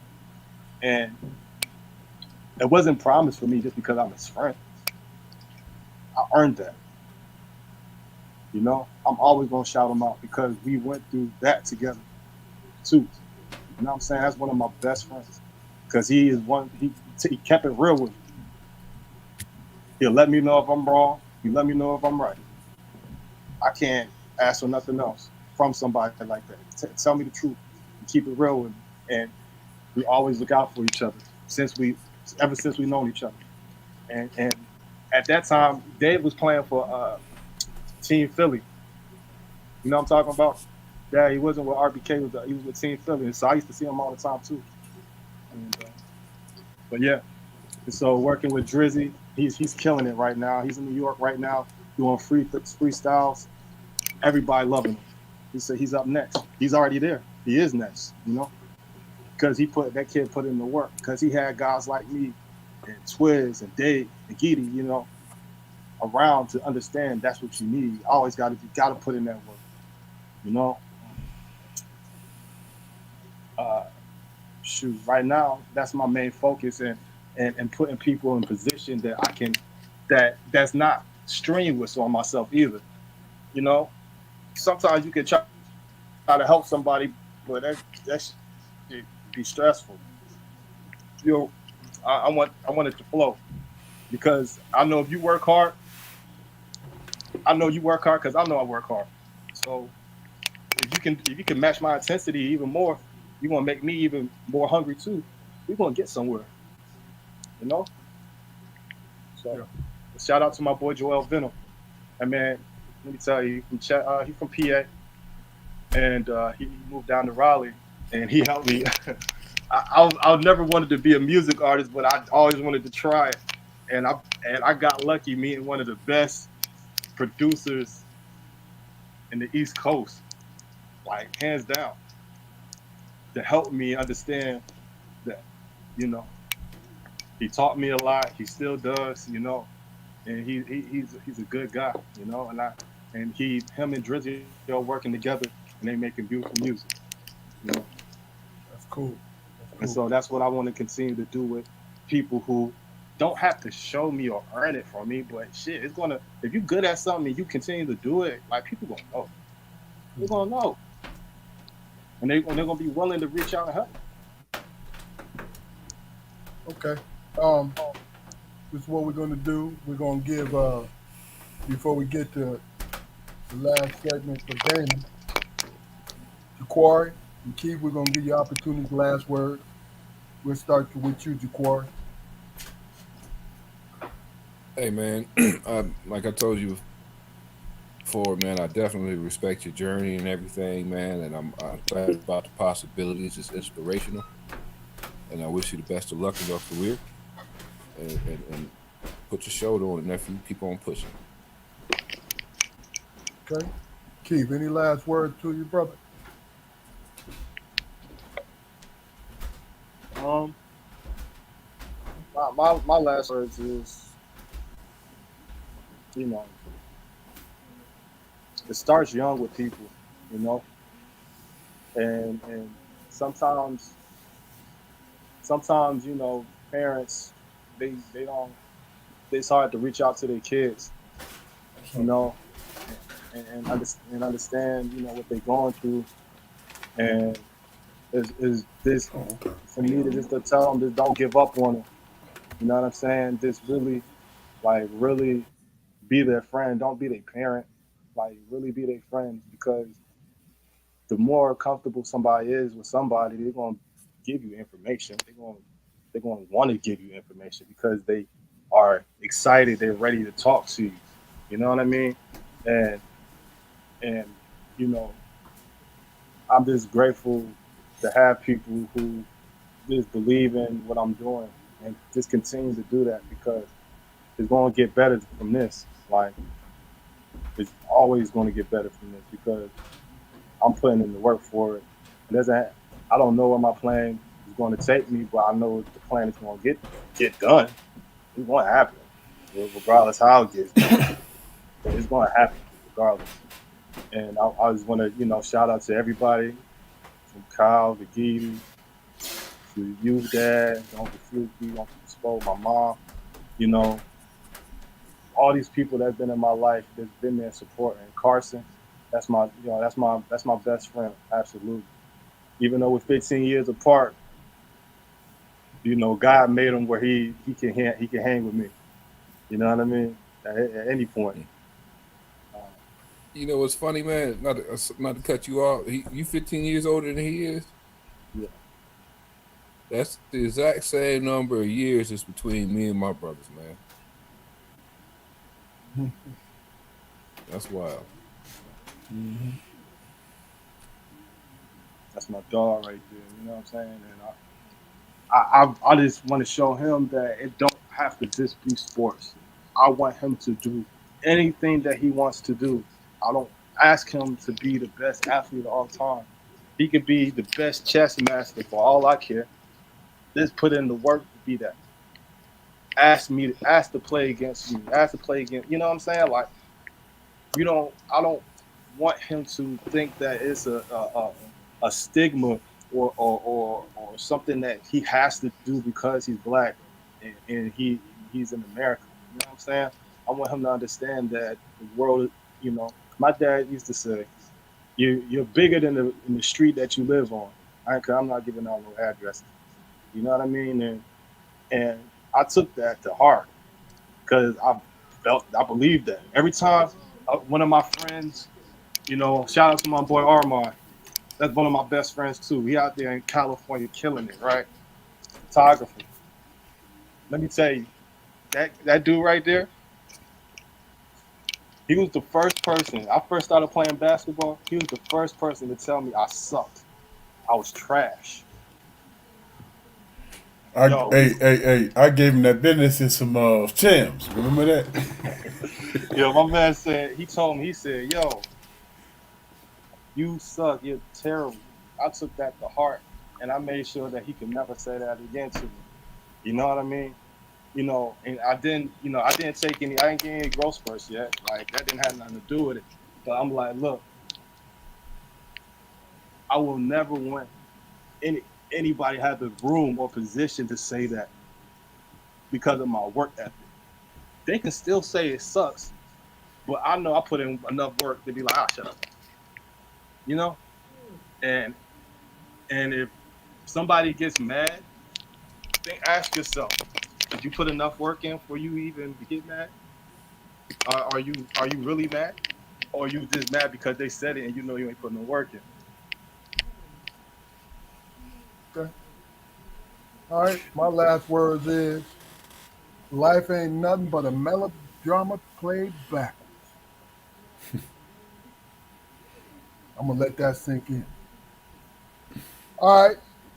Our usual time in this in our episode is Damon. Go ahead and bring us home, brother.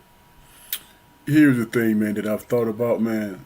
I've tried to put my thoughts together and whatever, because if you look at our last podcast, our last maybe two podcasts, I've been talking about, you know what I'm saying, the young people, especially the young black men, and how they killing each other and doing, treacherous things to each other. It's a breath of fresh air, man, to listen to my nephew and be inspired by some things that, man, me and him have had some deep conversations before, but I learned some things about him tonight, and I'm inspired by it. You know what I'm saying? And it's not just him talking. I can tell that what he thinks and what he feels and believes is a spiritual thing, and it's personal. You know what I'm saying? And that gives me hope. You know what I'm saying? That gives me hope, and I appreciate your words, man, and I appreciate you coming on. You know what I'm saying? It's been a long time coming, and man, I've learned some things about my nephew, and I love you. saying? I love all of you. Thank you, cousin E. And Okay. that's all I got to say, really. You know what I'm saying? I'm in a I could good talk to place right y'all. now. I could talk to y'all for hours. You know what I'm saying? Like all of it. You know, but I definitely All right. keep this Well, on. we can't I hardly hear can't you, hear brother. you. What'd you say? I Are said you I could talk plugged to in? you guys. Yeah, I said I could talk to you guys all day about hours about this stuff. You know what I mean? Because Yeah. I'm comfortable to talk to you guys about this stuff. You know, outside of this, I gotta keep the wall up. Just not because you know I have to. I let the wall down today because I I had to. It was the right time. I told my dad before that. I wasn't ready to get on the podcast yet. You know, Right. and because I had Hope this you're back. long project that we was doing, this long project me and Kyle, we're doing. We're still working on it. Even to this day, because certain things, that I have to take care of my end to make sure I can do things that's going to help me, release stress and be able to, express myself in a way where it's not because I'm not going to say fake, but like not all the way genuine. You know what I mean? Like I don't want to not have that feeling at all when I'm talking to people I care about. You know, Yeah. All right. Well, look, you see across the screen. Yeah, I'm reading that right now. I'm gonna let you address your non-athletic mother, and you gonna take us on out of here, bro. just because a person is 6 foot doesn't mean that a person has to play basketball. I hate that societal and personal expectation placed on student athletes the inadequate lack of responsibility, accountability, sport college are deficient in providing student athletes. My mom, let me tell you this. My mom has been in my corner throughout my whole basketball career. If it wasn't for my mother taking me to the Bronx and for the junior phenom camp, I don't know. I don't even know where I'll even be. You know, my mom has been my biggest supporter from every aspect of my life. And I I get a lot of courage from her. I I think about this. My mom, let me tell you, she she was one of the first people I know you can make 6 figures, man. You get not an NBA player, my mother, and unfortunately she got diagnosed with things that not let her have the job. But guess what? I see that as possible to do it. You know, and she a very she been oh my goodness we we all words won't can't even describe how much I love that woman and, and what I want to give to her when it's all said and done. You know, and That's real. and and, and my grandmother up there in Philly and my grandma, you guys, mom, they definitely played a big impact, a big impact, man. I love your mom so much. She wasn't a person who had to say a lot, but what she said was so effective. Just for just being young, for me, and you know, I'll always cherish the times that I had with her. I really will. All right. Well, first and foremost, I think I'm the only basketball player, the basketball guy in this whole situation. No, I'm just Mm. fucking Hey, look here. with When my sister-in-law put on "I Hate Basketball," you. 15 games in, I hated basketball, man. Hey, I did. no, And if it it's, is. as accomplished as was in basketball, I hated it. You know why? Because no, I can't tell you why you hated it. But I'm gonna I'm tell gonna you tell now. me I'm to gonna tell tell you you why. now. I'm gonna tell you why I loved it because it gave me the freedom to express exactly who I was. Not that it didn't define who I was, but it helped me, and football helped me to let out the aggressions of the time without me going to prison. Damn. Uh, no, that's real. I'm not gonna bullshit you. You know I, why I I, I hated would it? I would not bullshit anybody watching this broadcast. You know Boy, why I it hated saved it? my life because I was an angry, angry man. I'm gonna tell you why I hated it. I hated it, man, because as far as basketball is concerned, everybody always told me what I couldn't be. But when I know I got on the court, I can do what I wanted to do, and I did. Hmm. And I lost interest in it, and it became a burden. I can tell you that's why I loved it because I couldn't do everything, and over time I was able to do everything.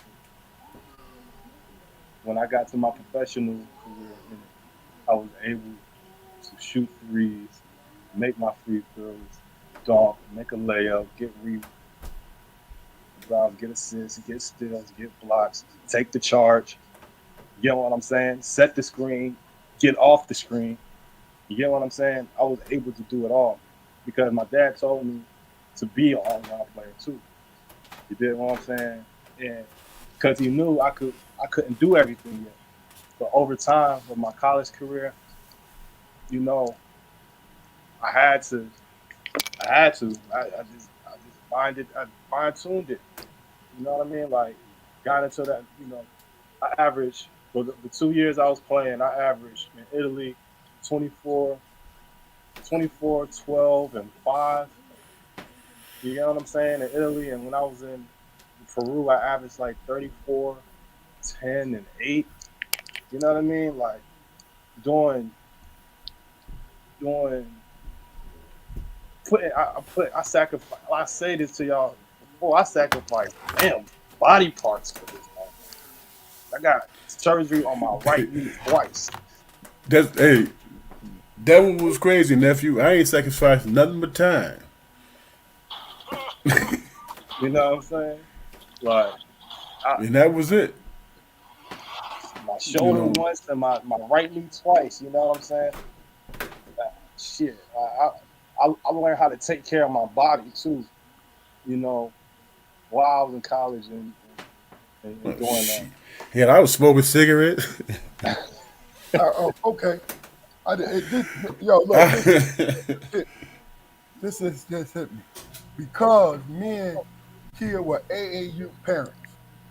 Now, first and foremost, I was the kind of AAU parent that was a coach at heart. I understood the game completely, right? So when I ran into guys who were just damn talent organizers, I stepped in to help those kids evolve. So if you guys are not like great, if you don't know the game, but you want your child to become more, this is my advice to you. First and foremost, everybody's going. If the, everybody, anybody who wants your child from AAU to college, they're going to lie to you because they want your child to come to your school, their school. Period. That's their job. Or to come to their AAU program. Because what you're going to do when you come to that AAU program is not because they want your child to be better. No, your child is showcasing their program better. Am I saying that these are just some diabolical people? No. What I'm telling you is the real. Fathers, if you want a great basketball player and you're not a great teacher, do not give your son crazy ass advice. You need to shoot more. Everybody needs to shoot more. Teach your child how to encourage your child how to play the game.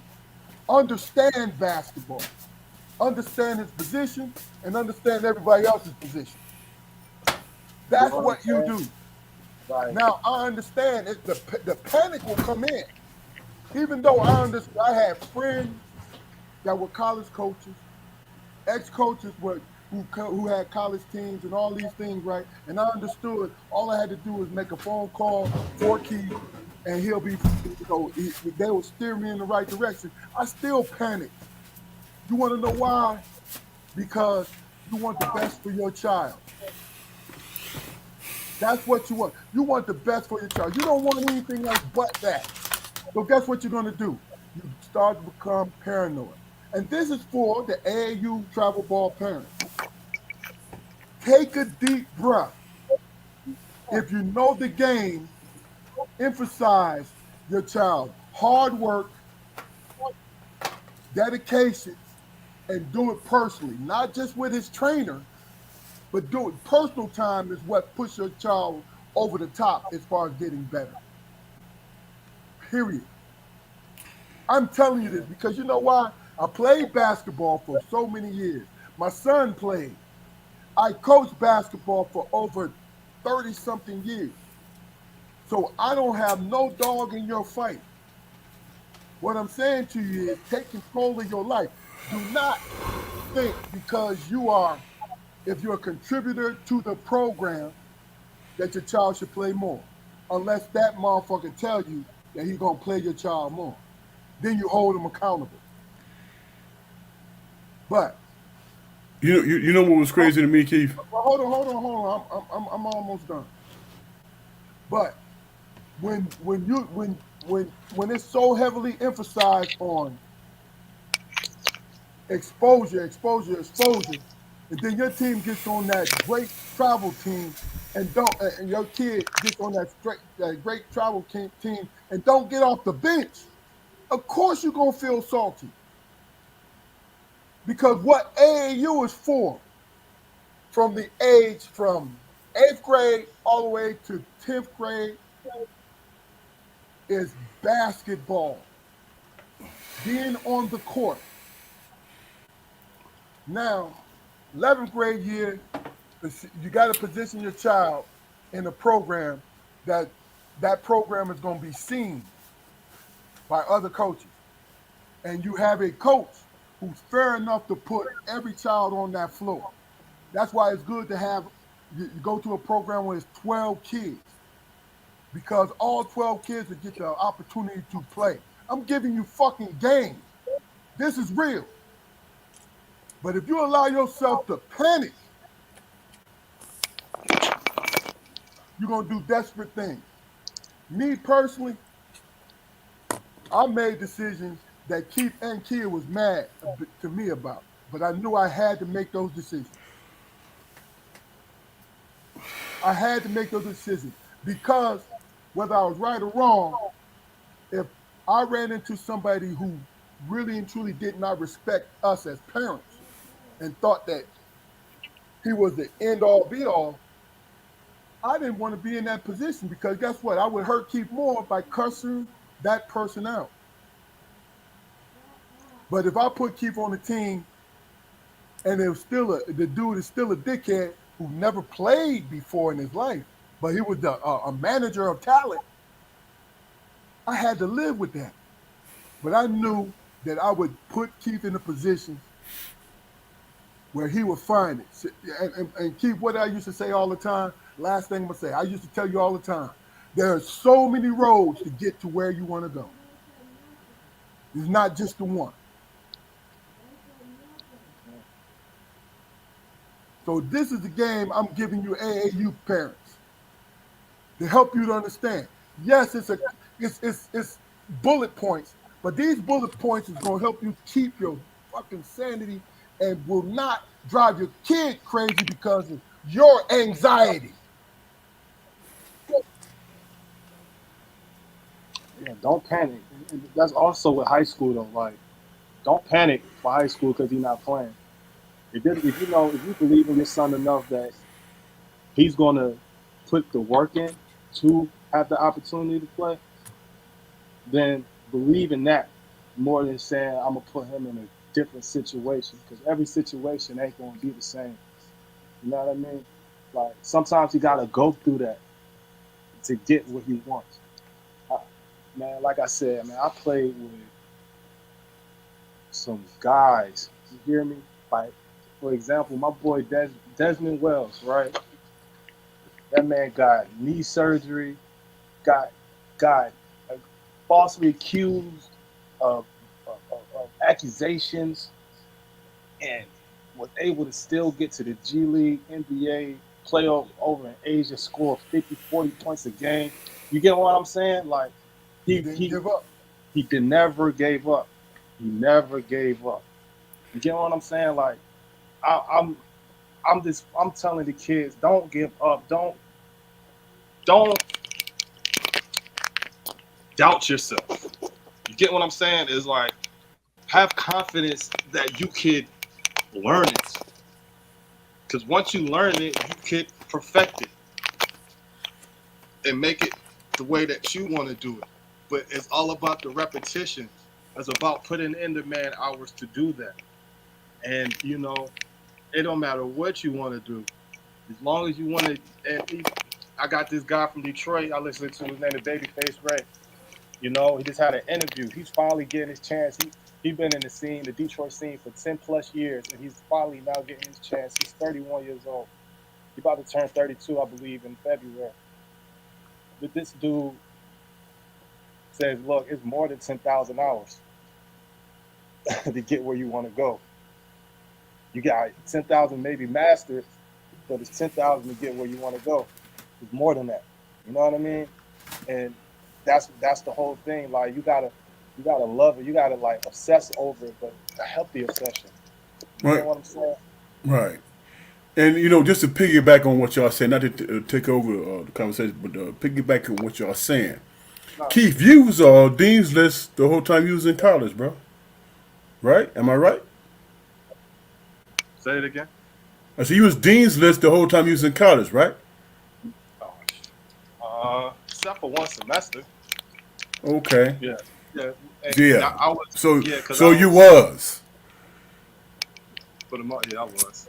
Okay, so I say that to say this, man. My whole life, man.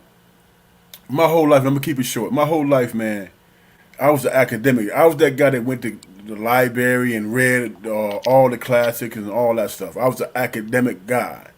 But because of how things were, I was forced to believe that the only way I was going to be successful was through some type of sports or whatever. Sports for me, man, was just something I did, and I took on a challenge, and I'm satisfied with my challenge. You know what I'm saying? Hall of Fame, all that shit. I get it. But when it came to my kids, when it came to my kids, daughter graduated from Central Michigan, married, husband, all that stuff. Morgan, matter of fact, she finna graduate from Michigan, master's degree this Saturday, 10 o'clock. In case who want to attend. Cameron, he's going to graduate from Albion College in May. You know what I'm saying? They didn't really play sports. You know what I'm saying? They didn't really play sports. And at first, in the beginning, I was like, man, y'all need to play this, y'all need to play that. But then I started contradicting myself. I was like, if it was up to me, I probably would have never played sports, man. Because I was an academic guy.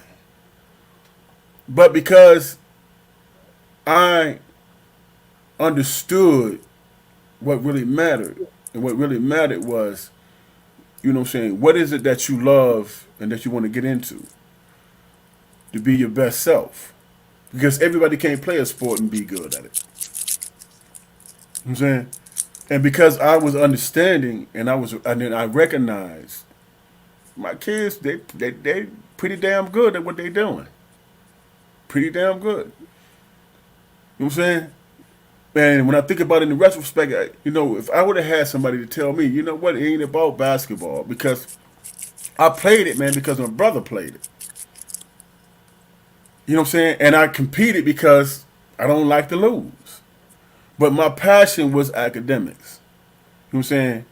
And because I was true to myself in terms of dealing with my kids, you see where they are. All three of them got degrees. You know what I'm saying? Morgan said, "Hey, Dad, you love Michigan. I'm gonna go there." She getting a master's degree from that. You know what I'm saying? I believed in what they believed in, and I supported them in what they was their endeavors or whatever. And you can be an athlete, or you can be an academic. All that stuff matters, man. Yeah. And cousin, yeah, I Whatever just your looked at the passions comments. lies. I just looked at the comments. Cousin Eric, he was like, parents shouldn't live vicariously through the kids.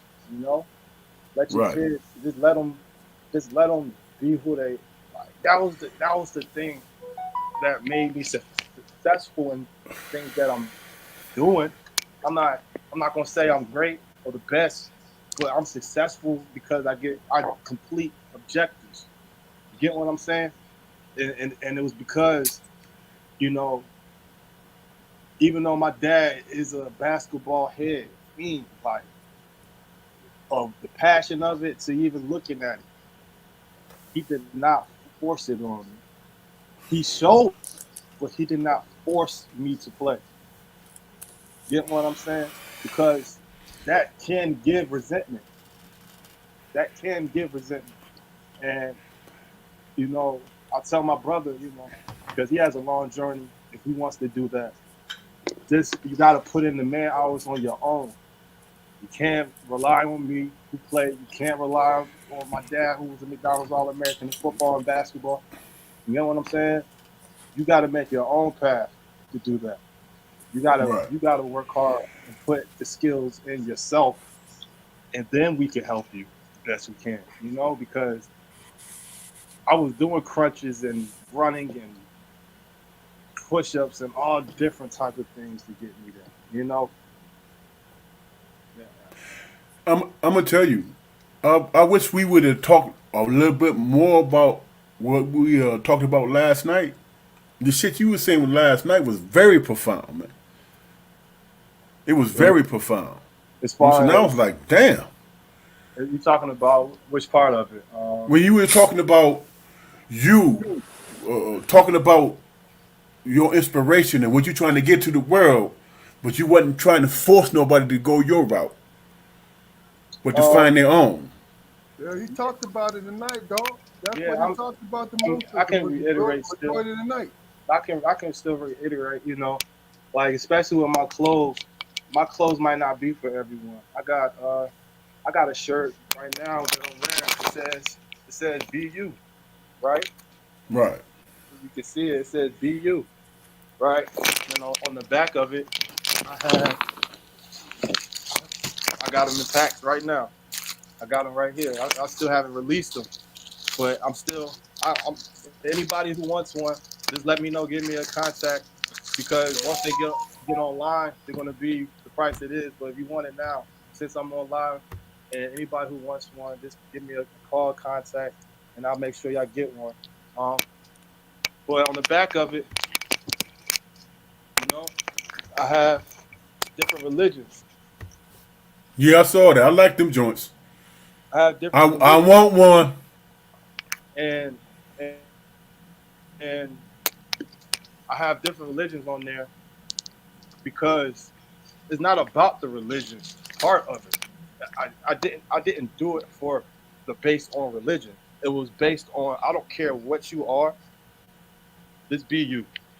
I'm not going to judge you Right. for who you are or what you say because you're not harming me. That's what you believe in, right? Because we went to war over religion too, correct? So Right. why would I? That was my whole thing. I'm not out here trying to. I'm not out here trying to make you love everything that I do. But if you respect it and understand the message, Right. and spread the word. And whatever you believe in and whatever you respect, you know, that's is what it is. I'm not out here trying to be a preacher. I ain't out here to be a prophet, man. I'm just out Right. here creating clothes that I love and creating great quality clothes that I love to do.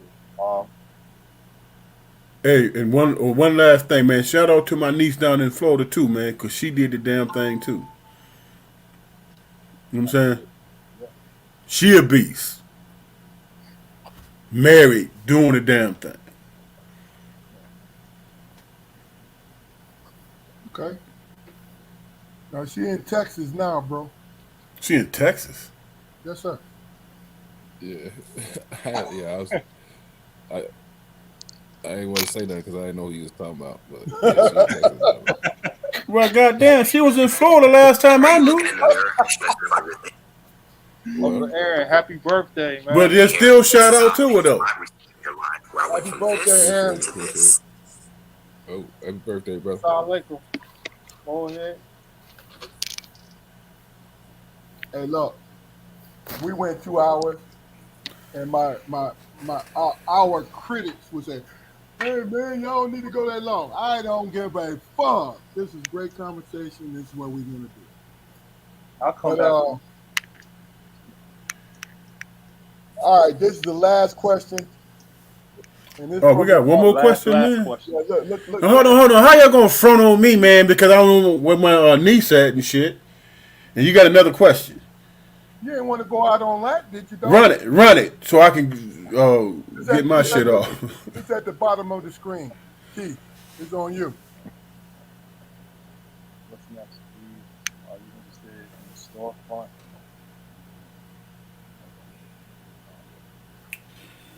Good question. Great damn question. My instant. Uh, so my plan, yeah, at some point. So I didn't talk about this also.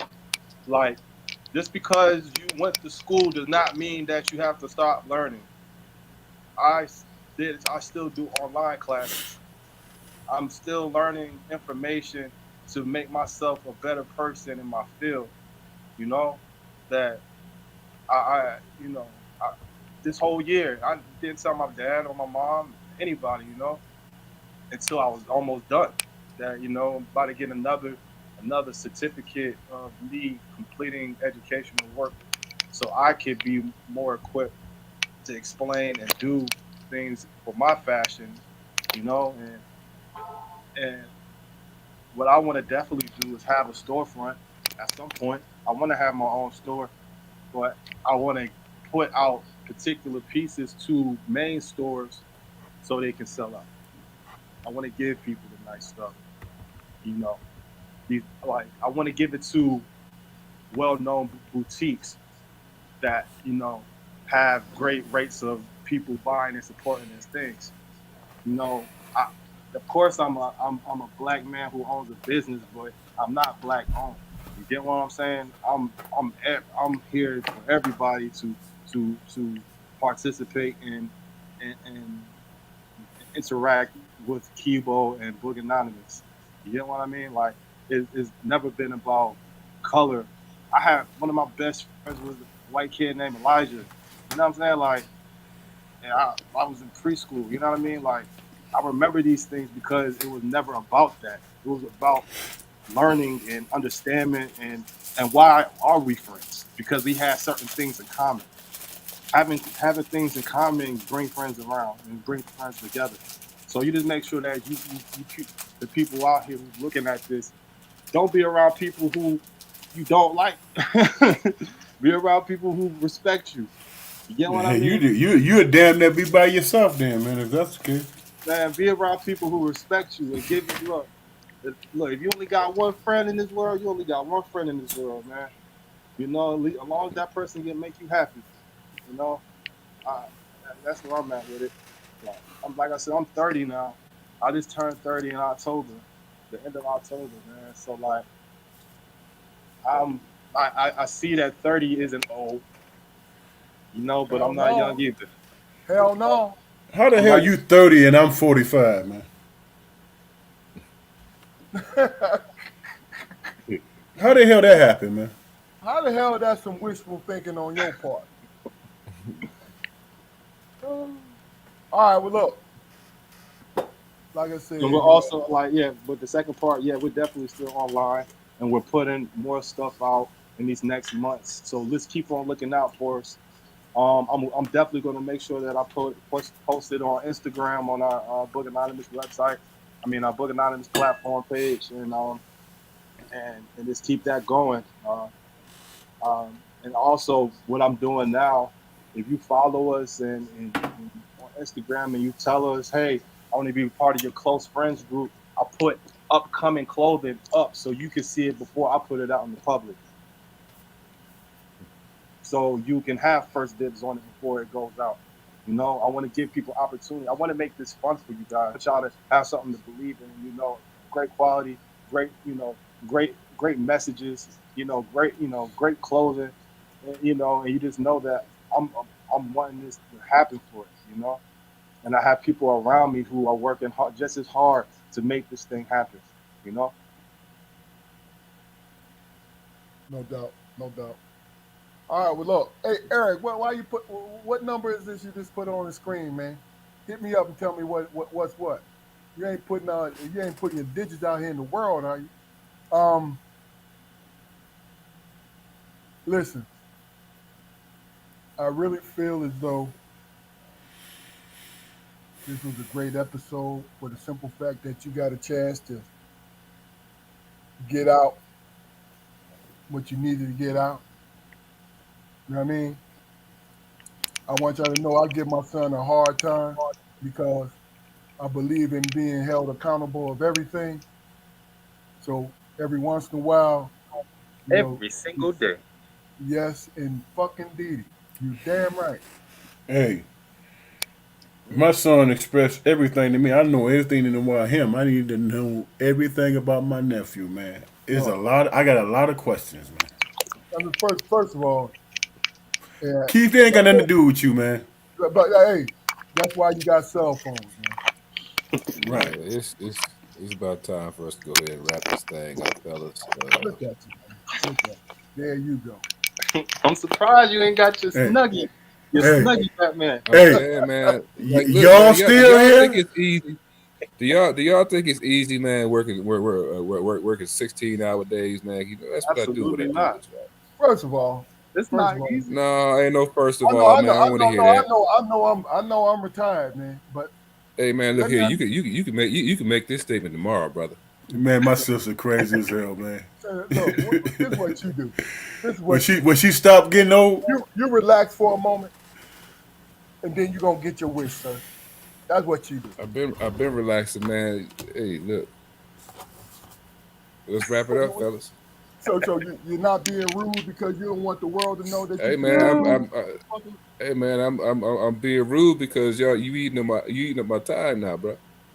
Ah, Yeah, I'm tired. I get it. listen, Yeah. listen, everybody. there it is. We had a little bit of fun with this thing.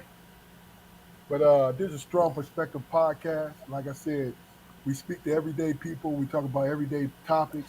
We want to get each guest that comes on. We want to get their view of the world because it's very important that you get each and every person's view of the world because then it may change your view, but it may reinforce your view. It ain't always about you. Everything that you go through in your life, every up and down, you ever think that it's not about you? It's about the next person that you affect. Okay, hey Keith, who is this? Oh, that's cool. Yeah, yeah, yeah, yeah, yeah, yeah. No, no, no, no. All right, well, look, hey, stay on for a quick minute, man. This is Strong Perspective Podcast. Thank the Hey, folks for staying with us and keeping on. Any last second words, guys, before I hit this joint right here? hey, what my man say? When I mace you, when you blind, I'm gonna stab you, and then I'm gonna chase you. Jaquar, any last words? I done gave them to y'all, man. Go ahead and sing. How about that? I'm All gonna right, stab. Hey, I'm gonna stab you in your back and everything. this is This is Strong Perspective Podcast. Thanks for tuning in. Peace. Oh man.